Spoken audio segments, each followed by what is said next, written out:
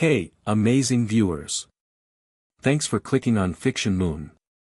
Today's special feature is what if Harry merged with Fawkes at age 5 and gained the power to teleport anywhere in the multiverse. Your support through likes, shares, and subscriptions helps us reach more story lovers around the world.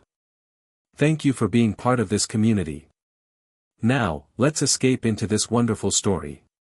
Chapter 1, Ashes of Childhood. Harry Potter pressed himself against the cold wall inside his cupboard, trying to disappear into the shadows.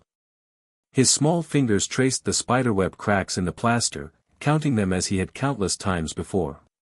1, 2, 3, the familiar ritual helped steady his racing heart. Outside, Uncle Vernon's thunderous footsteps shook the stairs above, sending dust spiraling down into the 5-year-old's unruly black hair. Boy! The bellow made the hinges on the cupboard door rattle. Don't think I've forgotten about what you did to Dudley's new television. Harry squeezed his eyes shut. He hadn't done anything to the television, at least nothing he could explain. Dudley had been watching his programs at full volume while Harry cleaned the living room. The noise had made Harry's head pound, and just as his cousin had smacked him for blocking the screen, the television had sparked and gone dark. Harry hadn't touched it. Things like this just happened around him sometimes. The cupboard door flew open, flooding the tiny space with harsh light. Uncle Vernon's purple face filled the doorway, his mustache twitching with rage. "I've had it with your freakishness," he hissed, grabbing Harry by the collar and yanking him out. "No meals for a week. And you'll stay in the garden shed until we decide what to do with you." Harry's feet barely touched the ground as Vernon dragged him through the kitchen. Aunt Petunia turned away, lips pursed into a thin line, pretending to be engrossed in scrubbing an already spotless counter. Dudley watched from the doorway, a smirk spreading across his pudgy face. Outside, the evening air had turned crisp with the first hints of autumn.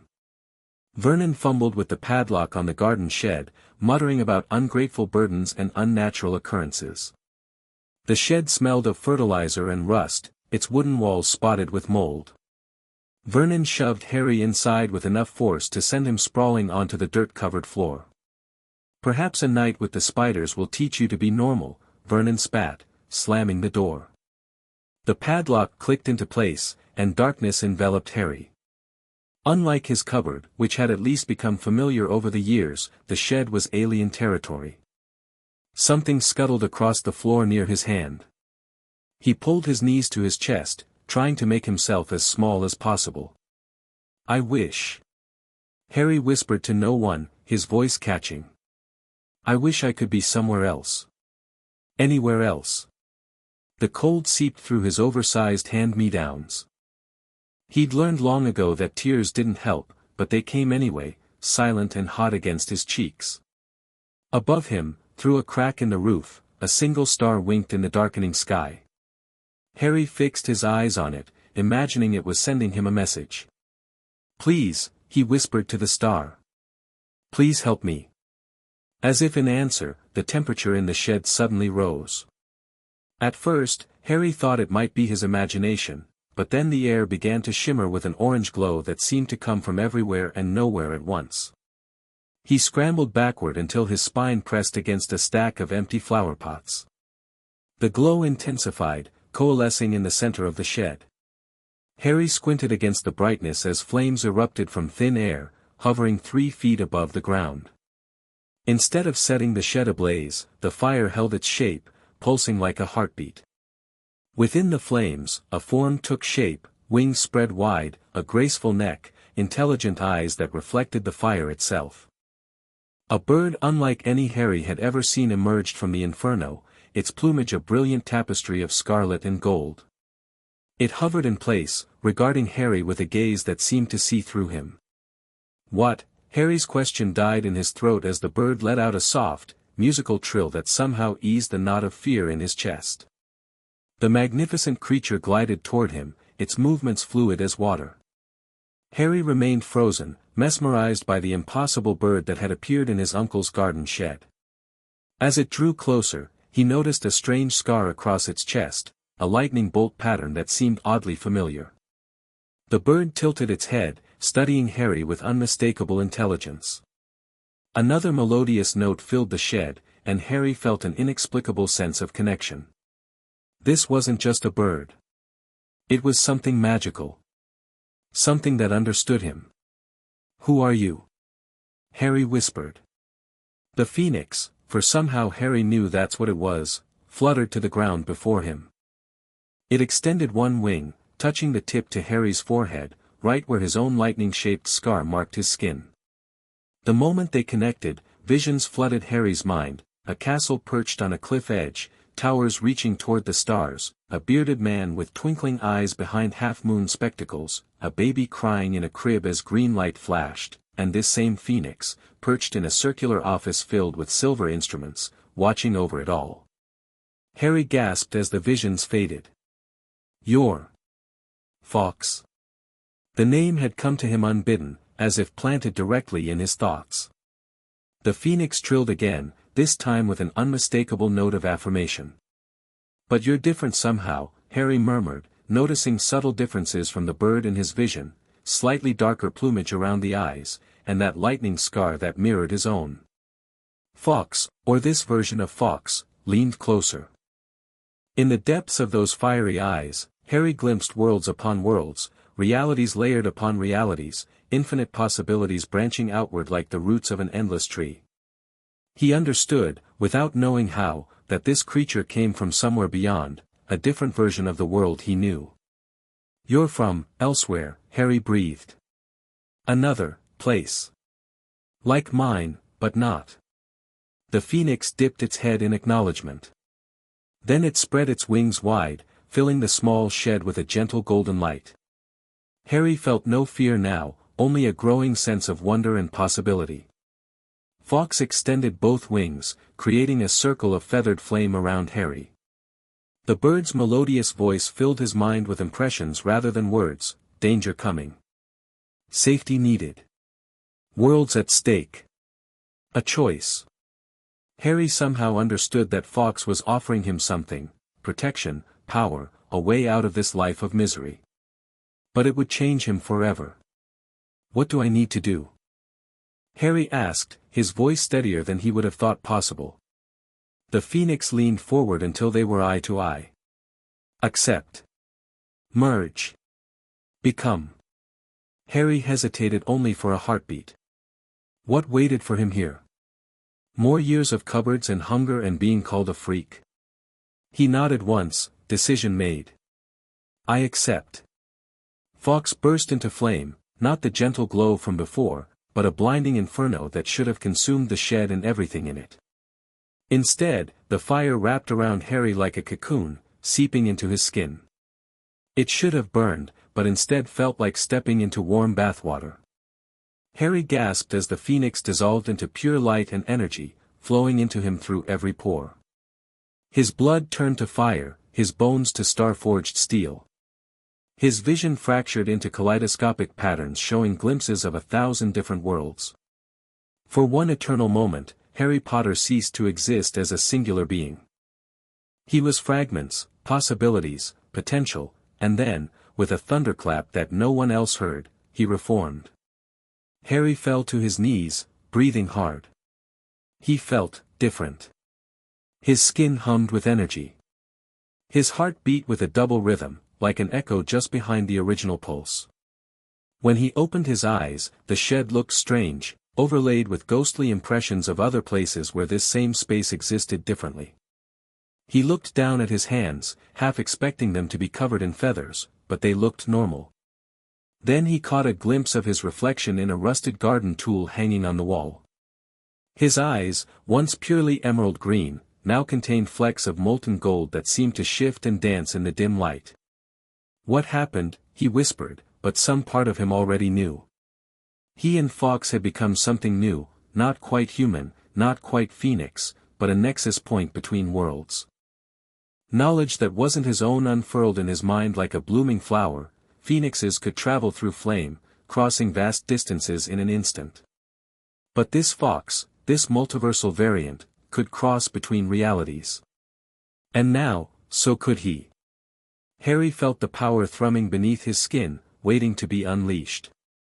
All he had to do was reach for it, imagine a destination, and, boy. Who are you talking to in there? Vernon's angry shout from the house snapped Harry back to his immediate surroundings. Heavy footsteps approached the shed. If you've let an animal in there, you'll regret it. Panic surged through Harry. The padlock rattled as Vernon fumbled with the key. Without conscious thought, Harry reached for the new power within him. He didn't know where to go, he just needed to be away. Heat built inside him, starting at his core and racing outward. Just as the shed door began to open, Harry Potter disappeared in a soft whoosh of flame. He was falling. Wind whipped past Harry's face as the ground rushed up to meet him. He flailed his arms uselessly, a scream trapped in his throat. Just before impact, instinct took over, the phoenix part of him unfurled something not quite physical, slowing his descent. He landed in a heap on lush green grass, the breath knocked from his lungs but otherwise unharmed. Harry lay still for several moments, trying to make sense of what had just happened. He'd teleported. Vanished from the shed and appeared, where? He sat up slowly, taking in his surroundings. He was on an immaculately maintained lawn that stretched toward an enormous castle silhouetted against the twilight sky. The same castle from his vision. Hogwarts, he whispered, the name appearing in his mind from Fawkes' transferred knowledge. But something felt off. The castle before him matched the one from his vision, but with subtle differences. An extra tower rose from the east wing. The windows glowed not with golden light but with a silvery blue radiance. The very air felt slightly wrong, as if the rules that governed it were calibrated differently. Not just a different place, Harry realized with growing wonder. A different reality altogether. Hey! You there! How did you get on the grounds? Harry spun around to see a tall figure striding toward him across the lawn. As the man drew closer, Harry felt his heart stop.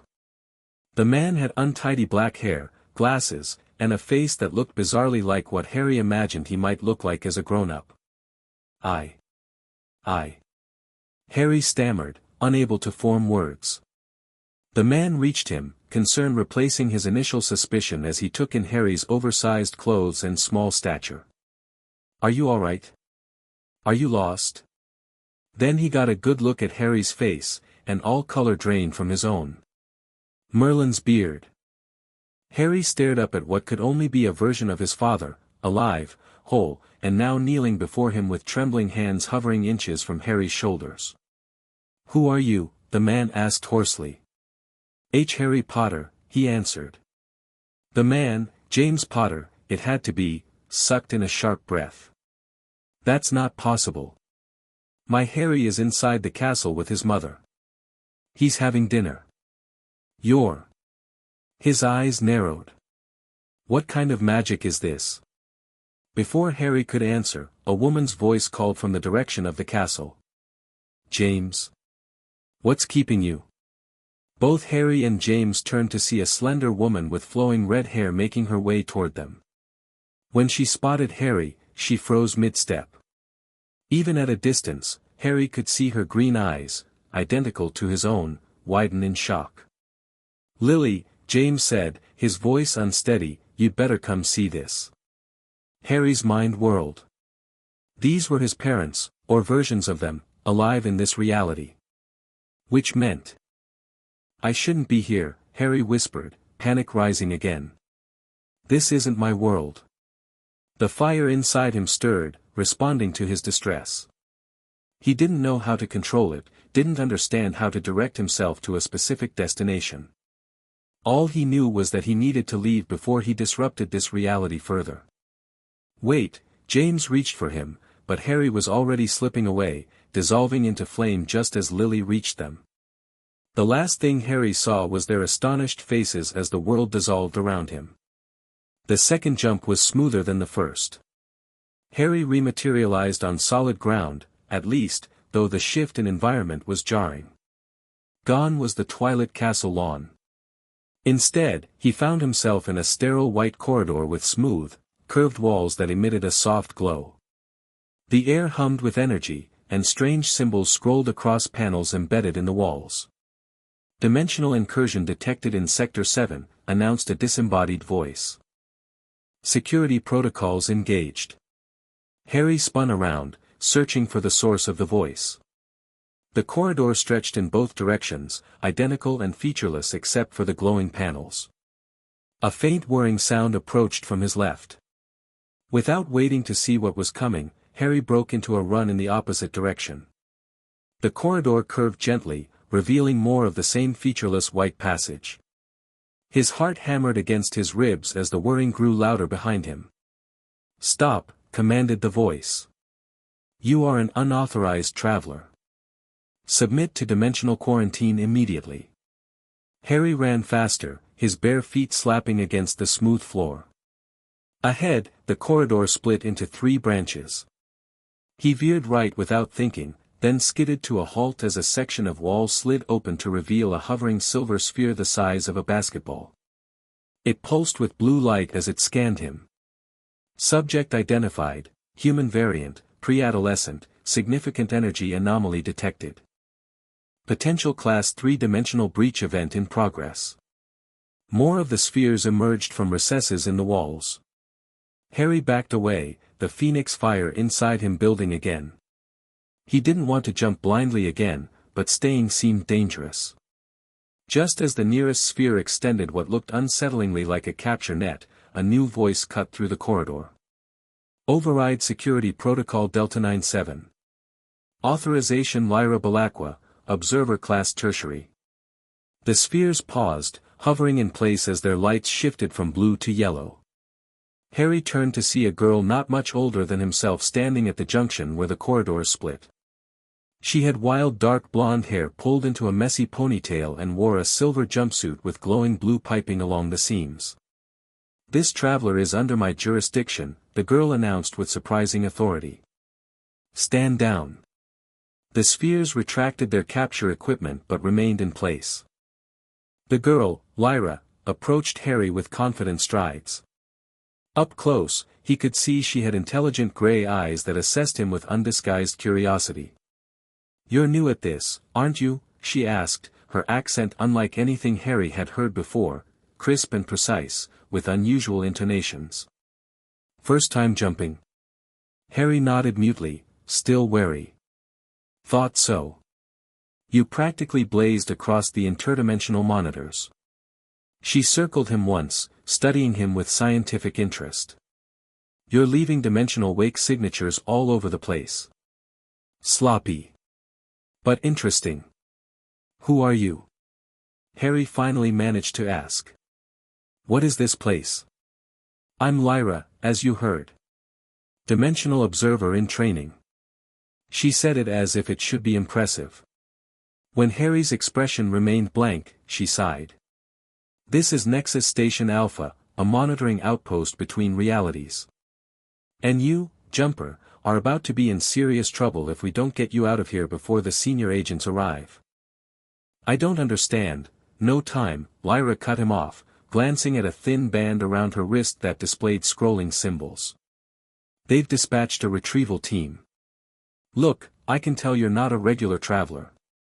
Your energy signature is different. Organic somehow. I want to study you, not see you locked in containment." She grabbed his wrist. Her touch sent a strange tingling up Harry's arm, not unpleasant, but alien. "Can you control your jumps?" she asked urgently. "No," Harry admitted.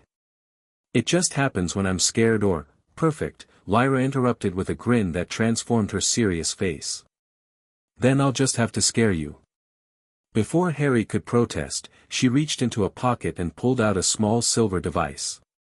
With a flick of her thumb, the device projected a holographic image of a monstrous creature with too many teeth and eyes that seemed to stare directly at Harry from multiple angles simultaneously. Harry yelped and stumbled backward. The phoenix fire flared instantly, responding to his alarm.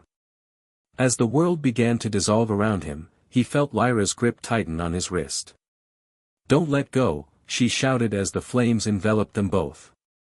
They materialized in a dense forest clearing, sunlight filtering through a canopy of leaves overhead. Lyra tumbled to the ground beside Harry, laughing breathlessly as she rolled onto her back. "That was brilliant," she exclaimed. "Absolutely data-rich." The dimensional cascade effect was completely different from mechanical transport.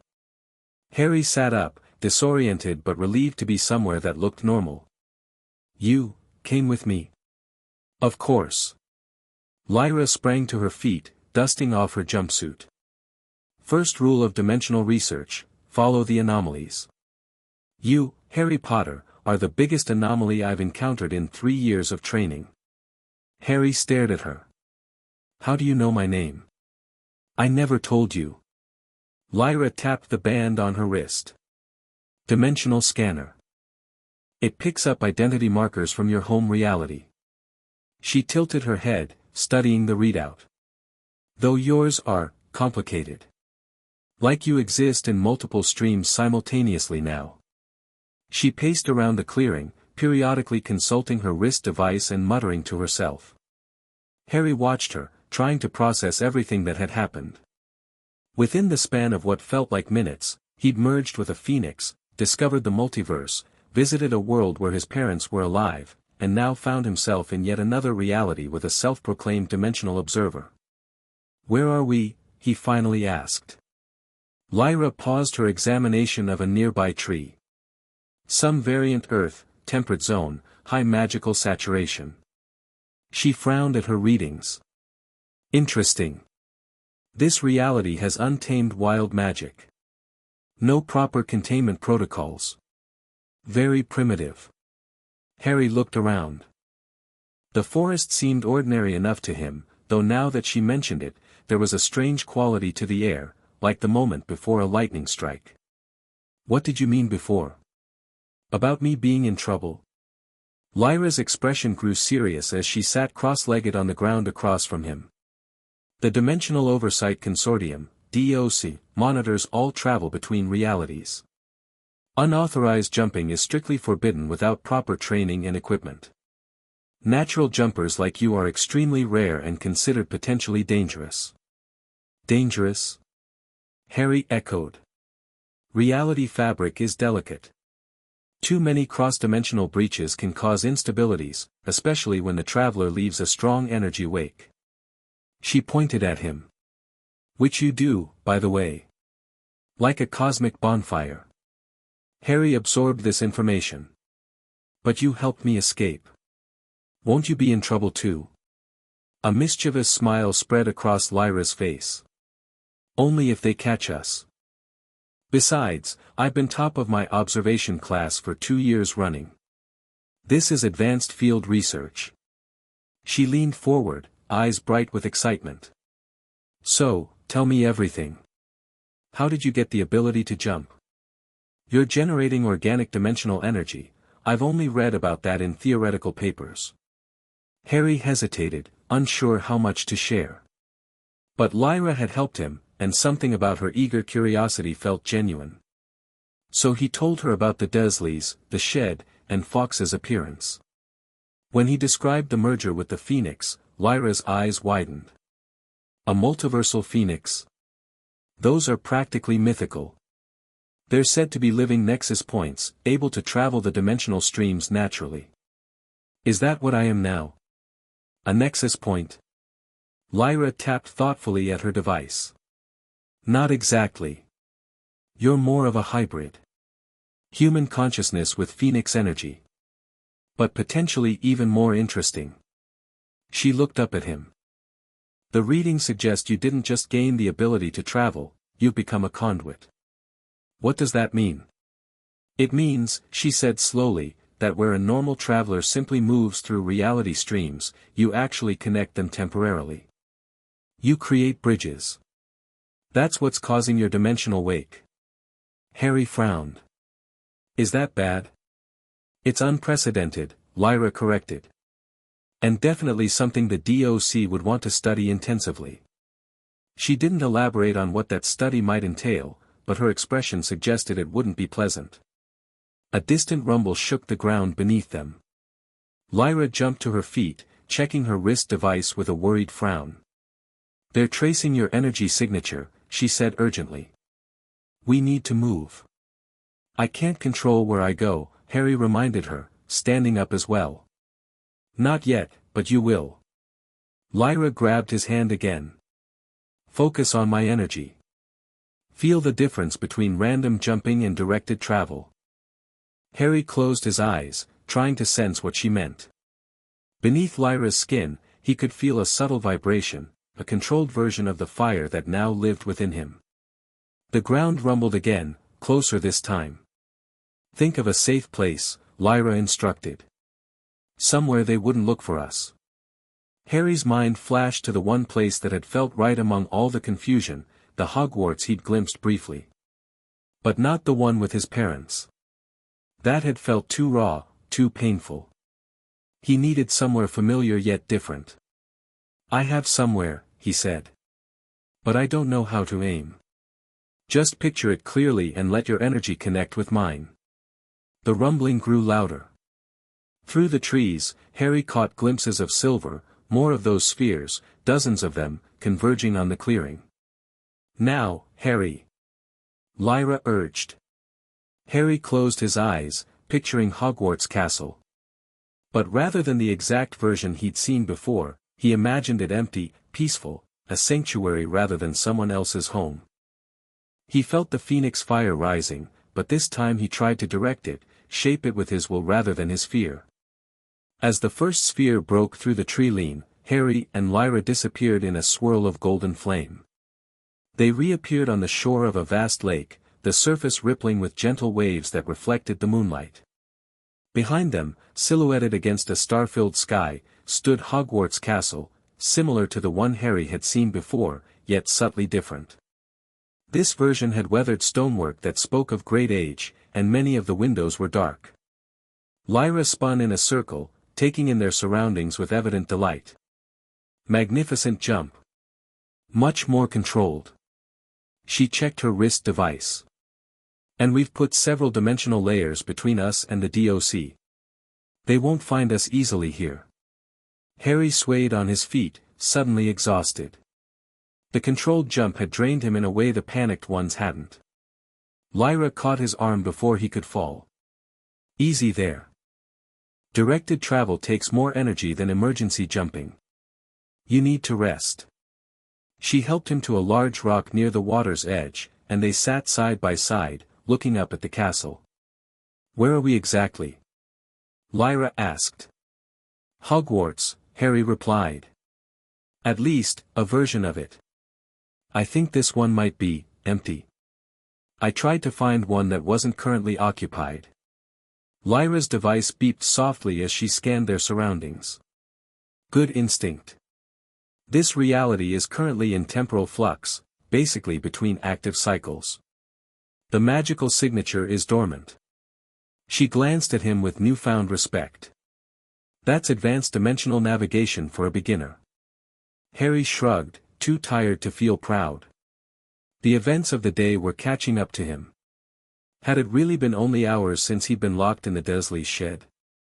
It felt like a lifetime ago. What happens now? He asked quietly. Lyra considered him thoughtfully. That depends on you. You've got an incredible gift, Harry.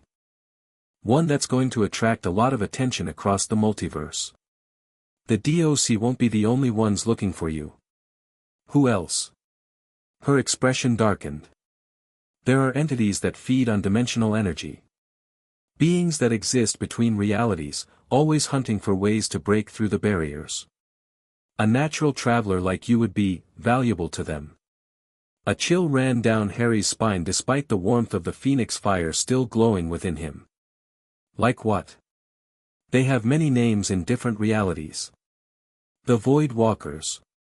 The Between. Dimensional Parasites. She hesitated, then added, my instructors call the oldest and most dangerous one Erebus. The names seemed to drop the temperature around them by several degrees. Harry pulled his knees to his chest, suddenly feeling very small in a very large multiverse. I didn't ask for this, he whispered. Lyra's expression softened. No one ever asks for power, Harry. It finds those who can wield it. She nudged his shoulder with hers. Besides, you're not alone now. I've been studying dimensional theory my whole life. Together, we can figure this out. Harry looked at her skeptically. Why are you helping me? Won't you get in trouble with your consortium? Probably, she admitted cheerfully. But I've always been more interested in discovery than rules. And you, Harry Potter, are the discovery of a lifetime. Her eyes sparkled in the moonlight. Just think of all the realities we could explore. All the knowledge we could gather. Despite his exhaustion and confusion, Harry found himself smiling at her enthusiasm. You're a bit mad, aren't you? All the best scientists are, she replied with a grin. Now, let's get some rest. Tomorrow, we start your training. They made their way up to the castle, which stood silent and welcoming against the night sky.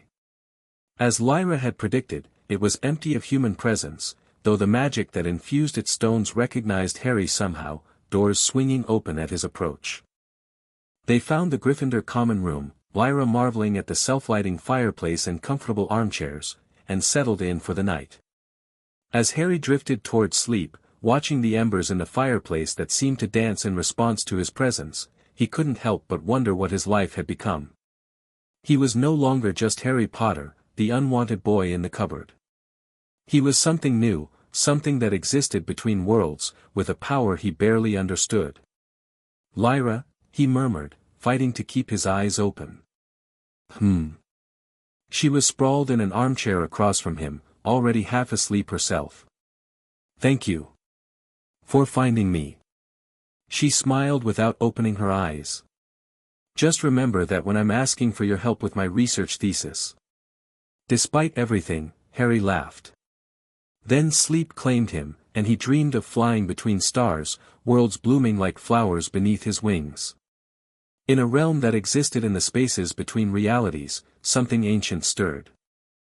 It had no true form, existing as a consciousness spread thin across the multiverse, always watching, always hungry. For eons, it had fed on the occasional natural rifts between dimensions, subsisting on the energy that leaked through. But now it sensed something new. A beacon burning bright across reality streams. A nexus point, young and untrained, creating bridges where there should be barriers. The consciousness gathered itself, focusing its attention on the energy signature that flickered like a newborn star. It had been called many names across countless realities, but the one that most accurately captured its nature was Erebus, the primordial darkness that hungered for light. And Harry Potter, merged with a multiversal phoenix, shone brighter than anything Erebus had sensed in millennia. Slowly, patiently, Erebus began to follow the trail of dimensional disturbances, moving ever closer to its prey. Harry woke to sunlight streaming through high windows and the unfamiliar sensation of being truly rested. For a moment, he thought he was back in his cupboard and had dreamed everything, Fawkes, the jumps, Lyra. Then he felt the phoenix fire still humming beneath his skin and knew it had all been real. He sat up, looking around the Gryffindor common room. Lyra was already awake, her silver jumpsuit exchanged for robes she must have found somewhere in the castle. She sat cross-legged on the floor, surrounded by books and parchment, her wrist device projecting holographic diagrams in the air before her. Finally, she exclaimed when she noticed him stirring. I've been up for hours. This reality's magical archives are fascinating, if woefully unscientific in their categorization. Harry rubbed his eyes, still adjusting to Lyra's boundless energy. What are you doing? Research, she replied, as if it were obvious. I've been comparing this reality's understanding of magical transport with what we know about dimensional travel. She held up a book titled Apparition, A Beginner's Guide. Their method of teleportation is crude but has some principles we can apply to your jumping. Harry joined her on the floor, peering at the diagrams floating in the air. They showed complex networks of lines interconnecting countless small spheres, a visual representation of the multiverse, he realized. These are all different worlds, he asked, awed by the sheer number. Reality streams, Lyra corrected. Some are full alternate universes with their own unique histories and physical laws. Others are closer to temporal variance, same basic reality but with different decision points. She pointed to a cluster of closely grouped spheres. These, for instance, are all variants where magical humans exist alongside non-magical ones, just with different historical divergences. Harry tried to absorb this. And I can go to any of them? Theoretically, yes. Though some would be more dangerous than others. Realities with fundamentally different physical laws might not support human life, for instance. She gave him a stern look. Which is why you need proper training before you start jumping willy-nilly across the multiverse. I didn't exactly plan the jump so far, Harry pointed out. Precisely the problem, Lyra agreed. Uncontrolled jumping is what attracts attention. We need to teach you to travel without leaving such an obvious dimensional wake. She closed the book and stood, brushing dust from her borrowed robes. Let's start with the basics. Come on. Harry followed her out of the common room and through the castle's corridors. Everything looked similar to the visions he'd received from Fawkes, yet subtly different. The portraits that lined the walls were empty of their inhabitants, frozen in time like ordinary paintings. They emerged onto the castle grounds, where Lyra led him to an open space near the lake. The morning was clear and bright, with no sign of other people anywhere, a castle frozen between moments, waiting for its next story to begin. First lesson, Lyra announced, standing before him with the confidence of a seasoned instructor despite being only a few years older than Harry. Understanding your dimensional signature. My what? Every living being has a unique energy pattern that anchors them to their native reality, she explained. When you jump, you're temporarily breaking that anchor. Normal travelers use technology to maintain a connection to their home reality. You, however, are doing something different. She activated her wrist device, which projected a swirling pattern of golden light around Harry. You're not breaking your anchor, you're extending it, creating a bridge rather than a tunnel. That's what makes you so uniquely valuable, and dangerous. Harry watched the golden light dance around him. Dangerous how?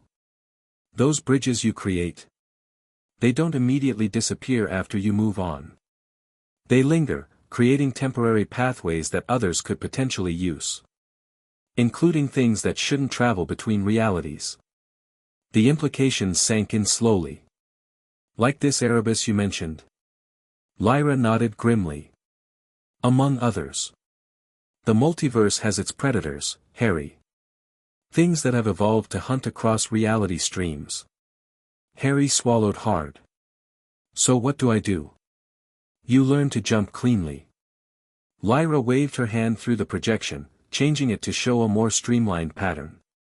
Instead of burning a path through the dimensional barriers, you need to slip between them like a phoenix rising from its own ashes. Transformation rather than destruction. She began to explain techniques for focused travel, visualization methods, energy conservation, how to sense the texture of different realities before jumping to them. Harry tried to absorb it all, though much of it went over his head. The key, Lyra emphasized repeatedly, is intention. Random, fear-driven jumps cause the most disruption. Purposeful travel with a clear destination leaves a smaller wake. They practiced for hours. Harry would focus on a nearby location, a tree across the grounds, the castle entrance, the edge of the lake, and attempt to jump there with minimal energy expenditure. His first attempts were clumsy, leaving scorched patches of grass and setting off frantic beeping from Lyra's monitoring device. Too much power, she would shout. You're not trying to burn a hole through reality.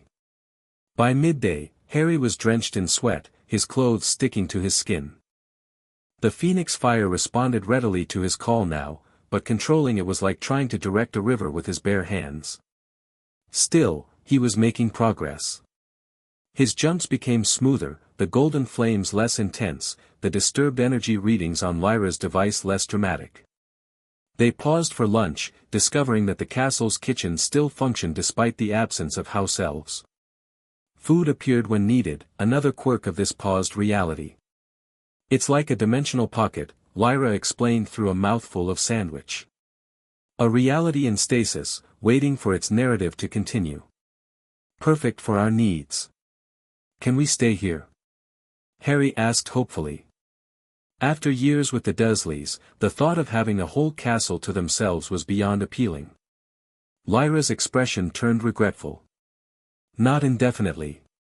Realities in flux eventually destabilize or reset. Besides, staying in one place too long makes us easier to track. Harry's shoulders slumped. So we keep running. For now, she conceded. At least until you have better control. Once you can jump without leaving obvious traces, we'll have more options.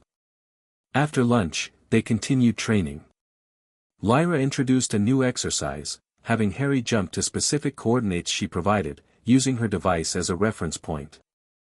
This proved even more challenging, requiring precise visualization of places he'd never seen. The afternoon wore on, and Harry's exhaustion deepened. Just as Lyra was about to suggest they break for the day, Harry's latest jump attempt went dramatically wrong. He had been aiming for a specific tower window Lyra had designated. Gathering the phoenix fire, he focused his intention and jumped, but instead of appearing at his target, he vanished completely. Lyra stood frozen for several heartbeats, staring at the empty space where Harry had been. Her device showed no local dimensional disturbance. He hadn't just jumped elsewhere in the castle. He had left this reality entirely. Harry. She called uselessly into the empty air. Harry. Harry tumbled through a kaleidoscope of realities, caught in a current he couldn't control. Images flashed past too quickly to comprehend, worlds where the sky burned green, where cities floated on clouds, where creatures of nightmare roamed landscapes of crystal. The phoenix fire roared through him, no longer responding to his will but carrying him on its own volition. Danger, whispered a voice that might have been Fawkes or might have been his own instinct. Pursuit. With a sudden lurch, Harry was expelled from the dimensional stream.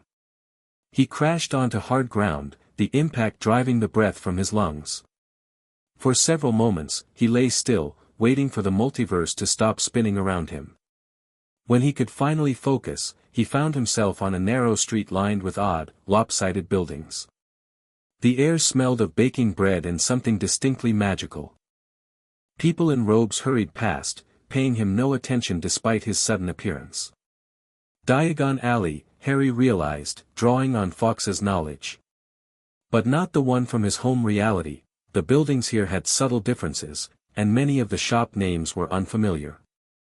He pulled himself to his feet, trying to get his bearings. Without Lyra's guidance, he had no idea how to get back to the empty Hogwarts where they'd been training. Worse, he didn't know what had pulled him off course in the first place. As if in answer to his unspoken question, a ripple passed through the air around him. The busy shoppers didn't seem to notice, but Harry felt it like a cold finger trailing down his spine. Something was moving through the spaces between realities, disturbing the barriers as it went. Something following his trail. Harry ducked into a narrow space between two shops, heart pounding. The phoenix fire stirred anxiously within him, responding to his fear.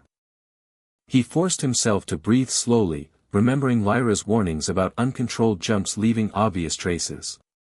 A shadow fell across the alley entrance. Harry pressed himself against the wall, trying to make himself invisible. The shadow stretched impossibly long, darkening the entire alleyway despite the bright day outside. Within its depths, something moved, not quite solid, more like a thickening of the darkness itself. Harry Potter, whispered a voice that seemed to come from everywhere and nowhere. Nexus child. Bridge maker. The darkness pulsed, reaching tendrils toward him. Harry remained frozen, instinct telling him that running would only draw its attention more surely. Such bright flames you carry, the voice continued, a hungry edge to its whispered words. Such potential. One tendril of shadow brushed against Harry's chest, directly over his heart. Cold unlike anything he'd ever felt seeped through him, momentarily dimming the phoenix fire. Harry gasped involuntarily. I am Erebus, the voice introduced itself with terrible politeness. And you, child, are going to help me feast on worlds beyond counting. The shadow began to coalesce into a more defined shape, a towering figure with too many limbs and eyes that shimmered like oil slicks. Harry felt the phoenix fire flaring in response to the immediate threat, but remembered Lyra's warnings. Jumping would only leave a clearer trail for this thing to follow. Instead, he reached deep within himself, to where the essence of Fawkes had merged with his own. Rather than channeling the fire outward for a jump, he pulled it inward, wrapping it around himself like a shield. Erebus hissed as golden flames erupted over Harry's skin, not burning him but forming a protective cocoon. The shadow tendrils recoiled from the light. "Clever child," Erebus acknowledged, its form withdrawing slightly. "But fire fades. And I am very patient." The darkness retreated further, but Harry could still feel its presence lurking at the edges of his awareness. It hadn't left, merely changed tactics. A commotion from the main street drew Harry's attention. Several figures in familiar silver jumpsuits had appeared, causing confusion among the shoppers with their strange appearance and equipment. The DOC had tracked him here. Harry was trapped between two threats, Erebus lurking in the shadows and DOC agents blocking the street. But as he watched, he realized the agents weren't looking for him specifically. They were scanning the area with devices similar to Lyra's, focused on detecting dimensional anomalies. They were hunting Erebus. Harry made a split-second decision. Drawing on what Lyra had taught him about controlled jumping, he focused on creating the smallest possible dimensional disturbance. Instead of bursting into flame as before, he let the fire flow through him like water, visualizing it as a gentle current rather than a roaring inferno. With barely a shimmer in the air, Harry slipped sideways into the multiverse, leaving both threats behind. He reappeared in a place that took his breath away. An endless library stretched in all directions, shelves reaching impossibly high, bridges and staircases connecting floating platforms filled with books and scrolls. The air smelled of parchment and time. "Well done," said a familiar voice. That was a remarkably clean jump. Harry whirled around to find Lyra sitting cross-legged on a nearby reading table, her monitoring device displaying his arrival trajectory. She looked both impressed and relieved. "How did you find me?" Harry asked, still catching his breath. "I didn't. You found me." Lyra held up her device. "I programmed my dimensional coordinates into your subconscious during training. When you needed a safe place to jump to, your mind reached for the most familiar beacon." Harry looked around at the vast library. "Where are we?" "The archives," Lyra replied, hopping down from the table. "A nexus reality that exists to collect knowledge from across the multiverse. One of the few places even the DOC treads carefully." She studied him with concern. "What happened? You disappeared completely from my monitors." Harry told her about being pulled off course, his encounter with Erebus, and the DOC agents arriving afterward. With each detail, Lyra's expression grew more serious. "It's worse than I thought," she said when he finished. "Erebus doesn't usually manifest so directly. It must sense something special about your particular energy signature. It said I was going to help it feast on worlds," Harry recalled with a shudder. Lyra nodded grimly. "Dimensional predators like Erebus consume the energy released when reality barriers break down. A natural traveler like you, who creates bridges between worlds, would be the ultimate tool for such a being." She paced between the bookshelves, thinking rapidly. "And the DOC showing up immediately afterward is concerning too. They must have detected Erebus's manifestation. Is that bad? I thought they were supposed to protect the multiverse." "They're supposed to maintain order," Lyra corrected. "There's a difference.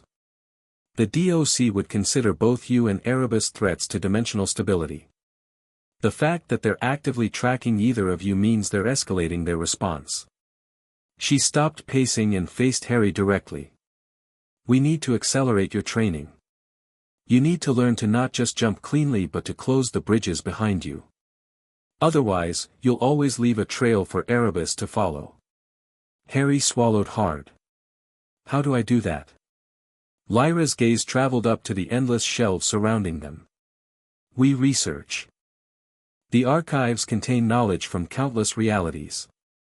If anyone has encountered a situation like yours before, it will be recorded here. For the next several hours, they combed through ancient tomes and scrolls, Lyra's dimensional knowledge helping narrow their search. Harry was amazed by the breadth of information available, histories of worlds he couldn't imagine, scientific treatises on reality manipulation, accounts of travelers similar to himself. As the day wore on, Harry began to understand just how vast the multiverse truly was, and how small his place within it. The accounts they found of Phoenix bonds were rare and often contradictory, but one theme emerged consistently: the importance of intention. It keeps coming back to conscious direction versus instinctual reaction, Lyra noted, surrounded by open books. Phoenix fire responds primarily to emotional states, but can be guided by focused will. Harry nodded, remembering how differently the fire had behaved when he panicked versus when he deliberately channeled it. So I need to be more deliberate. Even when I'm scared. Especially then, Lyra confirmed. But there's more.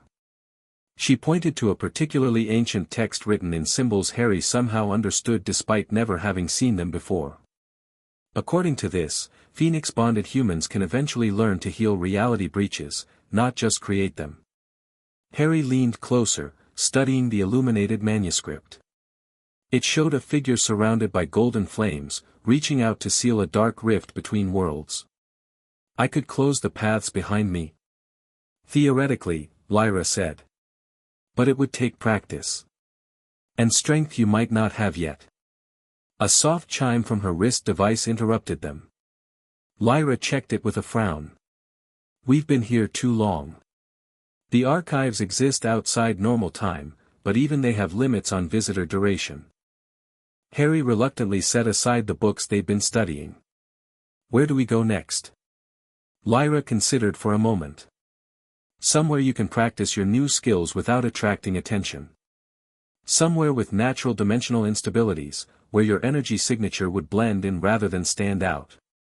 She input a series of coordinates into her device and showed Harry the holographic display. Can you get us there? Harry studied the coordinates, memorizing the pattern. Then he reached for the Phoenix fire, this time with clear purpose. Instead of letting it burst forth, he imagined it as a gentle current flowing through him, around him, carrying them smoothly through the dimensional barriers. Golden light enveloped them both, soft and controlled. As they began to fade from the archives, Harry focused on one final task, visualizing the pathway sealing behind them, the bridge between realities healing as they departed. To his surprise, he felt the energy respond, the dimensional wake smoothing out as they slipped between worlds. It wasn't a complete closure, but it was progress. They disappeared from the archives with barely a ripple in reality's fabric. They materialized on a rocky beach beneath a sky streaked with auroras in impossible colors. 3 moons hung low on the horizon, casting multiple shadows across the landscape. In the distance, mountains floated untethered from the ground, drifting slowly through the air. The borderlands, Lyra announced, spreading her arms wide. A reality that exists at the intersection of multiple dimensional streams. Natural phenomena here include spontaneous reality shifts and temporary doorways to other worlds. Harry turned in a slow circle, taking in the alien beauty of their surroundings. It's incredible. And perfect for training, Lyra added practically. Your energy signature will blend with the background dimensional flux. We can stay here longer without drawing attention. They set up camp in a sheltered cove, using supplies Lyra had somehow acquired during their time in the archives. As night fell, or what passed for night in this strange realm, they sat beside a small fire, planning their next steps. The technique for sealing reality bridges is similar to how you control your jumps, Lyra explained. It's about visualizing the energy pathways and consciously redirecting them. Harry nodded, watching the flames dance before them. I felt something when we left the archives. Like I was, smoothing out the wrinkles we made by passing through. That's exactly it, Lyra confirmed with an approving smile. Now you need to practice until you can do it completely, closing the pathways entirely instead of just minimizing the disturbance. They spent the next 3 days in intensive training. The borderlands proved ideal. Its naturally occurring dimensional anomalies provided perfect opportunities for Harry to practice identifying, navigating, and sealing reality breaches. Lyra's technical knowledge combined with Harry's instinctive understanding of the Phoenix Fire allowed them to make rapid progress. By the 3rd day, Harry could jump across short distances with minimal dimensional disruption, and was beginning to master the technique for sealing the pathways behind him. It was exhausting work, drawing deeply on both his concentration and the Phoenix energy, but Harry pushed himself relentlessly. The memory of Erebus's cold touch drove him harder than any external motivation could have. On the evening of the 3rd day, as they rested after a particularly successful training session, Lyra finally asked the question that had been hovering between them. What will you do once you've mastered these skills? Where will you go? Harry stared up at the aurora-streaked sky, considering. He'd been so focused on learning to control his abilities that he hadn't given much thought to what came after. I don't know, he admitted. I can't go back to the Dursleys. You could go to any reality you wanted, Lyra pointed out. Find a world where your parents are alive, where you have a family. Harry shook his head slowly. I've seen those worlds. They're not mine. Those families already have their Harry. I would just be an intruder. Lyra studied him thoughtfully. What about your original world then? You could find Hogwarts there, tell Dumbledore what happened. Maybe, Harry said, though the idea didn't feel quite right either. What about you? Won't you get in trouble for helping me? A mischievous grin spread across Lyra's face. Probably. But I've collected enough data on naturally occurring dimensional travel to write the most groundbreaking research thesis in DOC history. They might expel me, but they'll have to publish me first. Harry laughed, grateful for her irrepressible spirit. So what happens tomorrow? We continue training, she said simply. You're making excellent progress, but there's still more to learn. Harry nodded, but before he could respond, a strange sensation washed over him. The Phoenix Fire within him surged suddenly, responding to something beyond his conscious awareness. He sat upright, every sense alert. What is it? Lyra asked, noticing his sudden tension. I don't know, Harry said slowly. I feel like, something's wrong. Somewhere. He closed his eyes, trying to interpret the Phoenix Fire's agitation. Impressions flowed through his mind, a small figure in danger, familiar yet not, a cry for help that transcended dimensional barriers. Someone needs help, he said with growing certainty. I can feel it. Lyra frowned, checking her monitoring device. I'm not picking up any unusual activity nearby. Not here, Harry insisted, rising to his feet. Somewhere else. Another reality. Harry, wait, Lyra cautioned. This could be a trap. Erebus might be trying to lure you out. Harry shook his head. This is different. It feels pure. Like how Fawkes found me when I needed help. The feeling grew stronger, more urgent. Without fully understanding how, Harry knew someone innocent was in danger, someone whose fate was somehow connected to his own. The phoenix within him responded to that need as instinctively as breathing. I have to go, he said with sudden resolve. I have to help. Lyra stood as well, concern etched on her face. At least let me come with you. Harry nodded gratefully. He reached for the Phoenix Fire, but instead of directing it with coordinates or visualization, he let it respond to the call he felt. The golden flames rose around them, gentler than before but filled with purpose. As they began to fade from the borderlands, Harry remembered his training. With careful concentration, he sealed the dimensional pathway behind them, leaving no trail for Erebus or the DOC to follow. They disappeared from the borderlands, carried on phoenix wings towards someone whose desperate need had called across the boundaries of reality itself. They materialized in an ordinary-looking suburban street at night. Rain fell in a steady drizzle, reflecting the glow of street lamps. The houses lining the road were identical, neat, unremarkable, and distinctly non-magical. "Where are we?" Lyra whispered, looking around with confusion. "This seems like a standard Earth variant. Technological development, low magical saturation." Harry didn't answer immediately. The Phoenix fire was pulling him forward, down the street toward a specific house. Unlike the others, this one had flashing lights in front, police cars, Harry realized. A small crowd of neighbors had gathered despite the rain, watching as emergency workers hurried in and out of the building. "This way," he murmured, drawn inexorably forward. They approached cautiously, blending into the crowd of onlookers. From snippets of conversation, Harry pieced together what had happened. A house fire started in the kitchen, trapping the occupants upstairs. Firefighters had rescued the adults, but were still searching for a child believed to be in an upstairs bedroom. "The poor dear," whispered a woman nearby. "They say they can't reach her. The stairs have collapsed." Harry felt the Phoenix fire surge within him. This was why he'd been called here, a child in danger, just as he had been when Fawkes found him. Without hesitation, he slipped away from the crowd, Lyra following close behind. "What are you doing?" she hissed as Harry circled toward the back of the house, away from the emergency personnel. "Helping," he replied simply. Hidden from view, Harry studied the burning building. With his enhanced senses, he could perceive more than just the physical fire. He could see the patterns of energy, the currents of air feeding the flames, and most importantly, a small life force flickering weakly on the second floor. "There's a child up there," he confirmed. "Trapped." Lyra grabbed his arm. "Harry, you can't just run into a burning building. Let the firefighters handle this." "They won't reach her in time," Harry said with absolute certainty. He could feel the child's life force weakening. "I can." Before Lyra could protest further, Harry gathered the Phoenix fire around himself.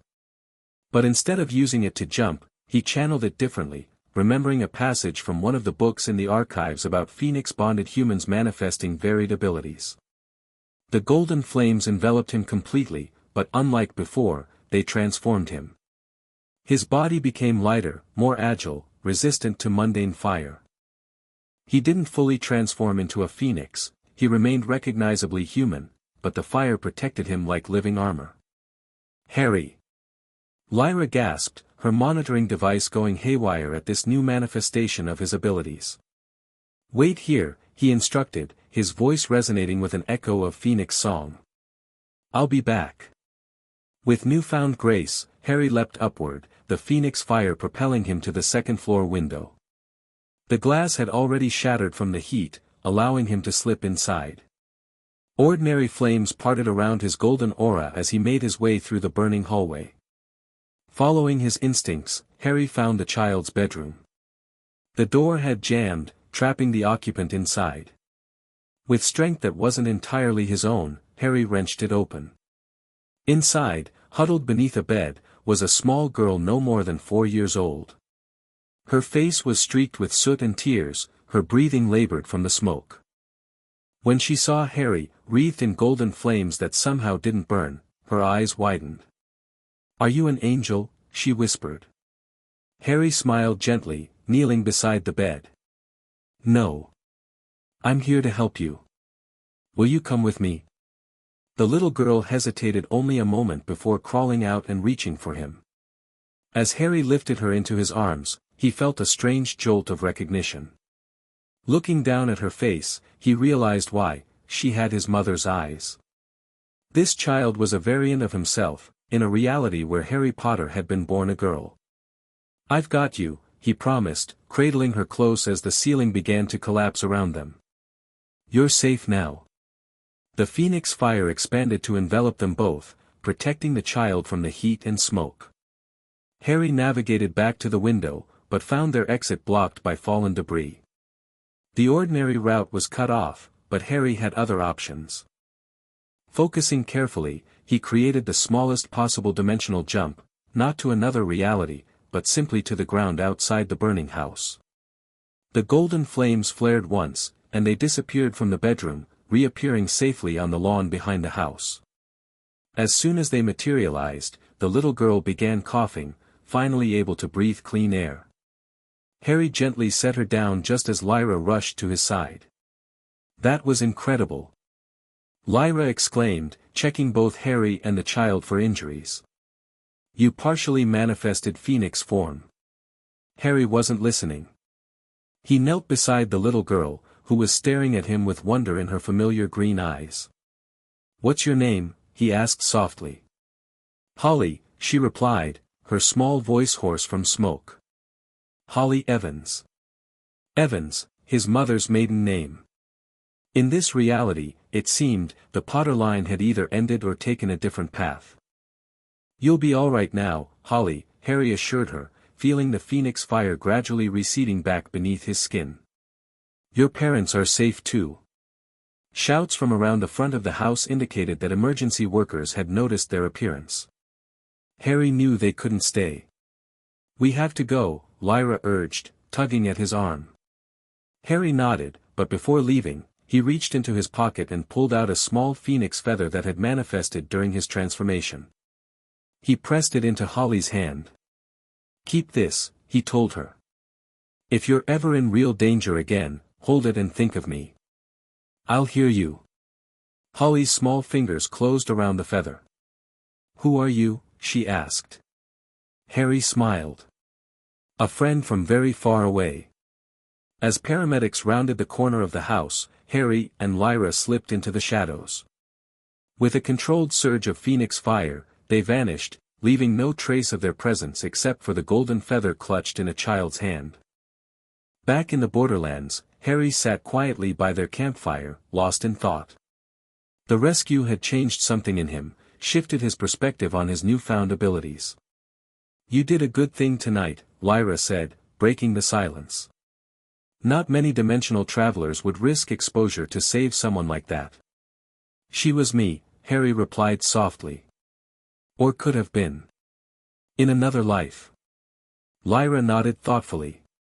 "The multiverse is full of variants, different versions of the same soul existing across reality streams. It's not surprising that you'd be drawn to one in danger." "It's not just that," Harry said, looking up at the aurora-painted sky. "When Fawkes found me, I was trapped too. Helpless. He gave me a way out, a chance at something better." He met Lyra's gaze. "Maybe that's what I'm supposed to do with these abilities.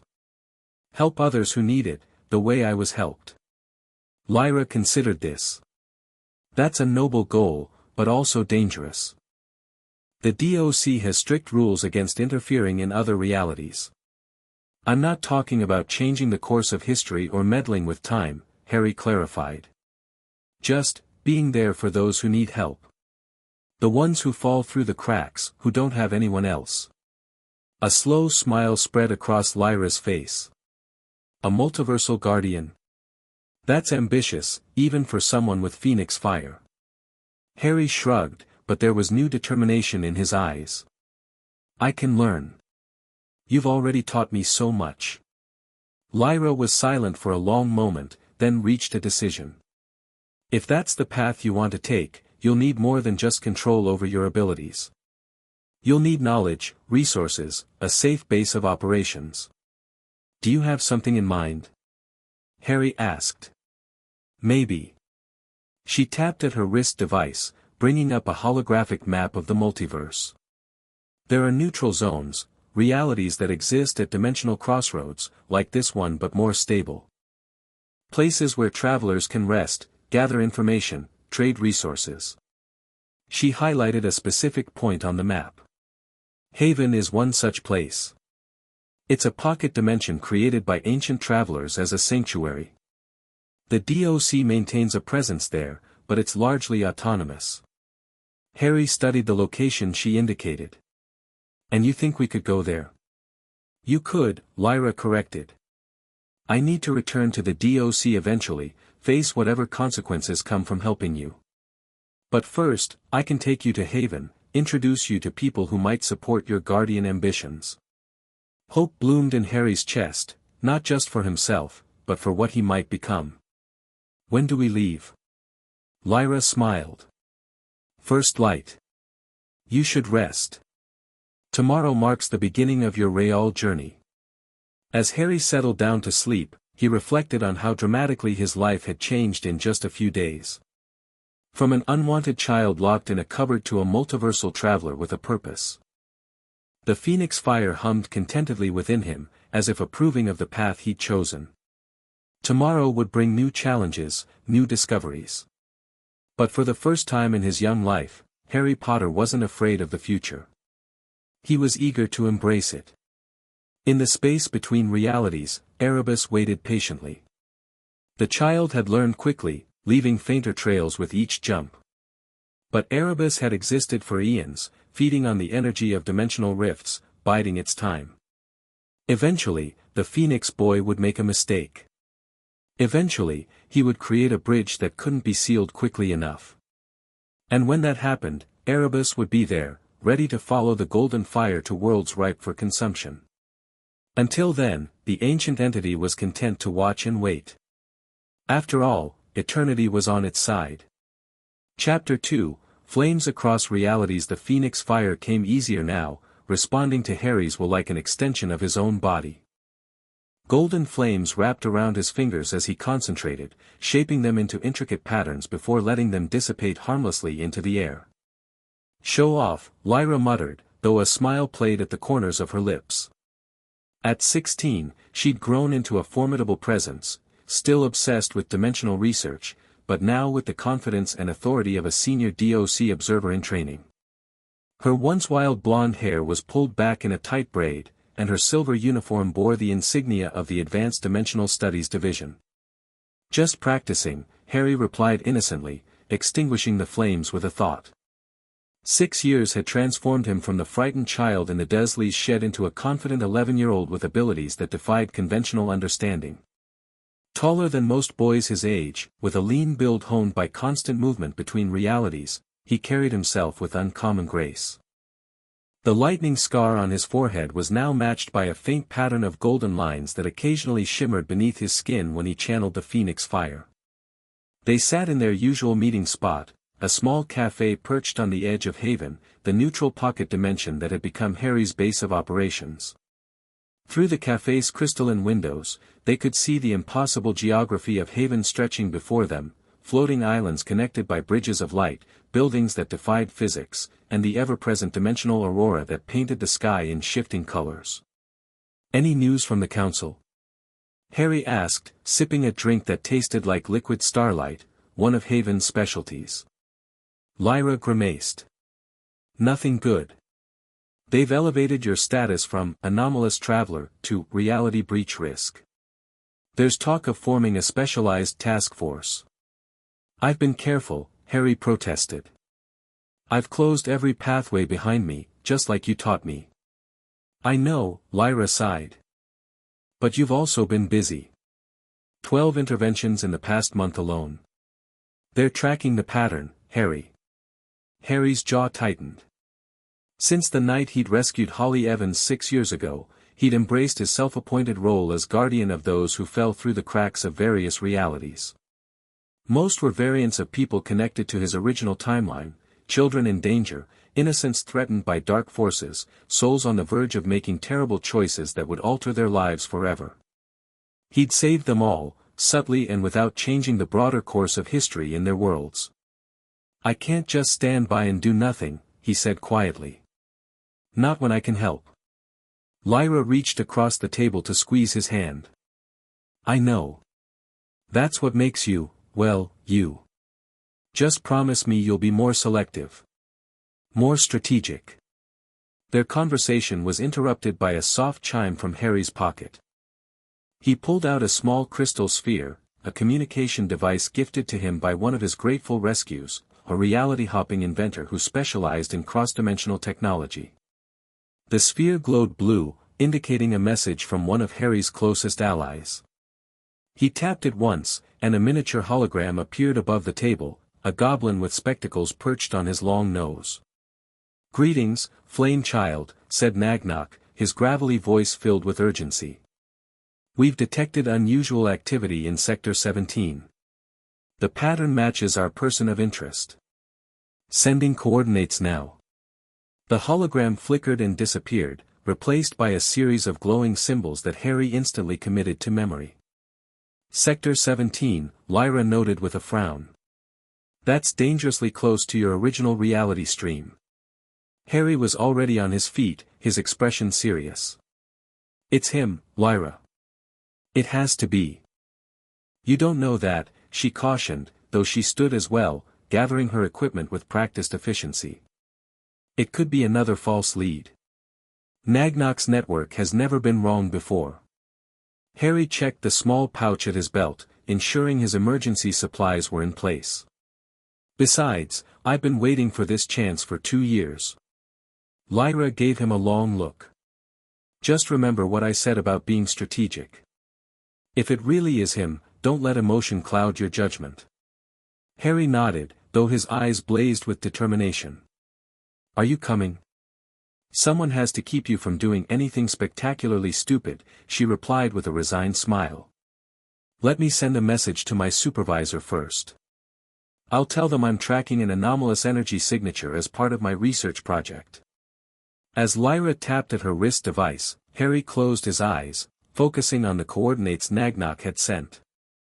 The phoenix fire rose within him, ready to carry them across dimensional barriers.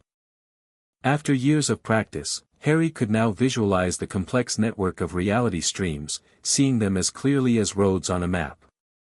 Sector 17 pulsed in his mind's eye, a cluster of closely related realities that branched from a common origin point. When Lyra finished her message, she stepped close to Harry, placing her hand on his shoulder, their standard position for tandem jumps. Ready when you are. Harry opened his eyes, now flecked with swirling gold. Let's go find my godfather. The phoenix fire engulfed them both, gentle and controlled.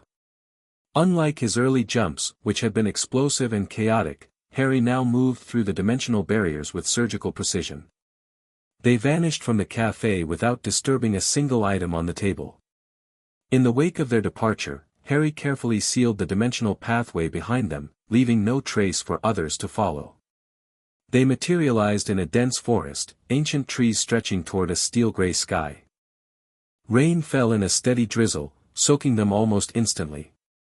Harry oriented himself quickly, identifying their location with a practiced eye. Northern Scotland, he murmured, but not our version.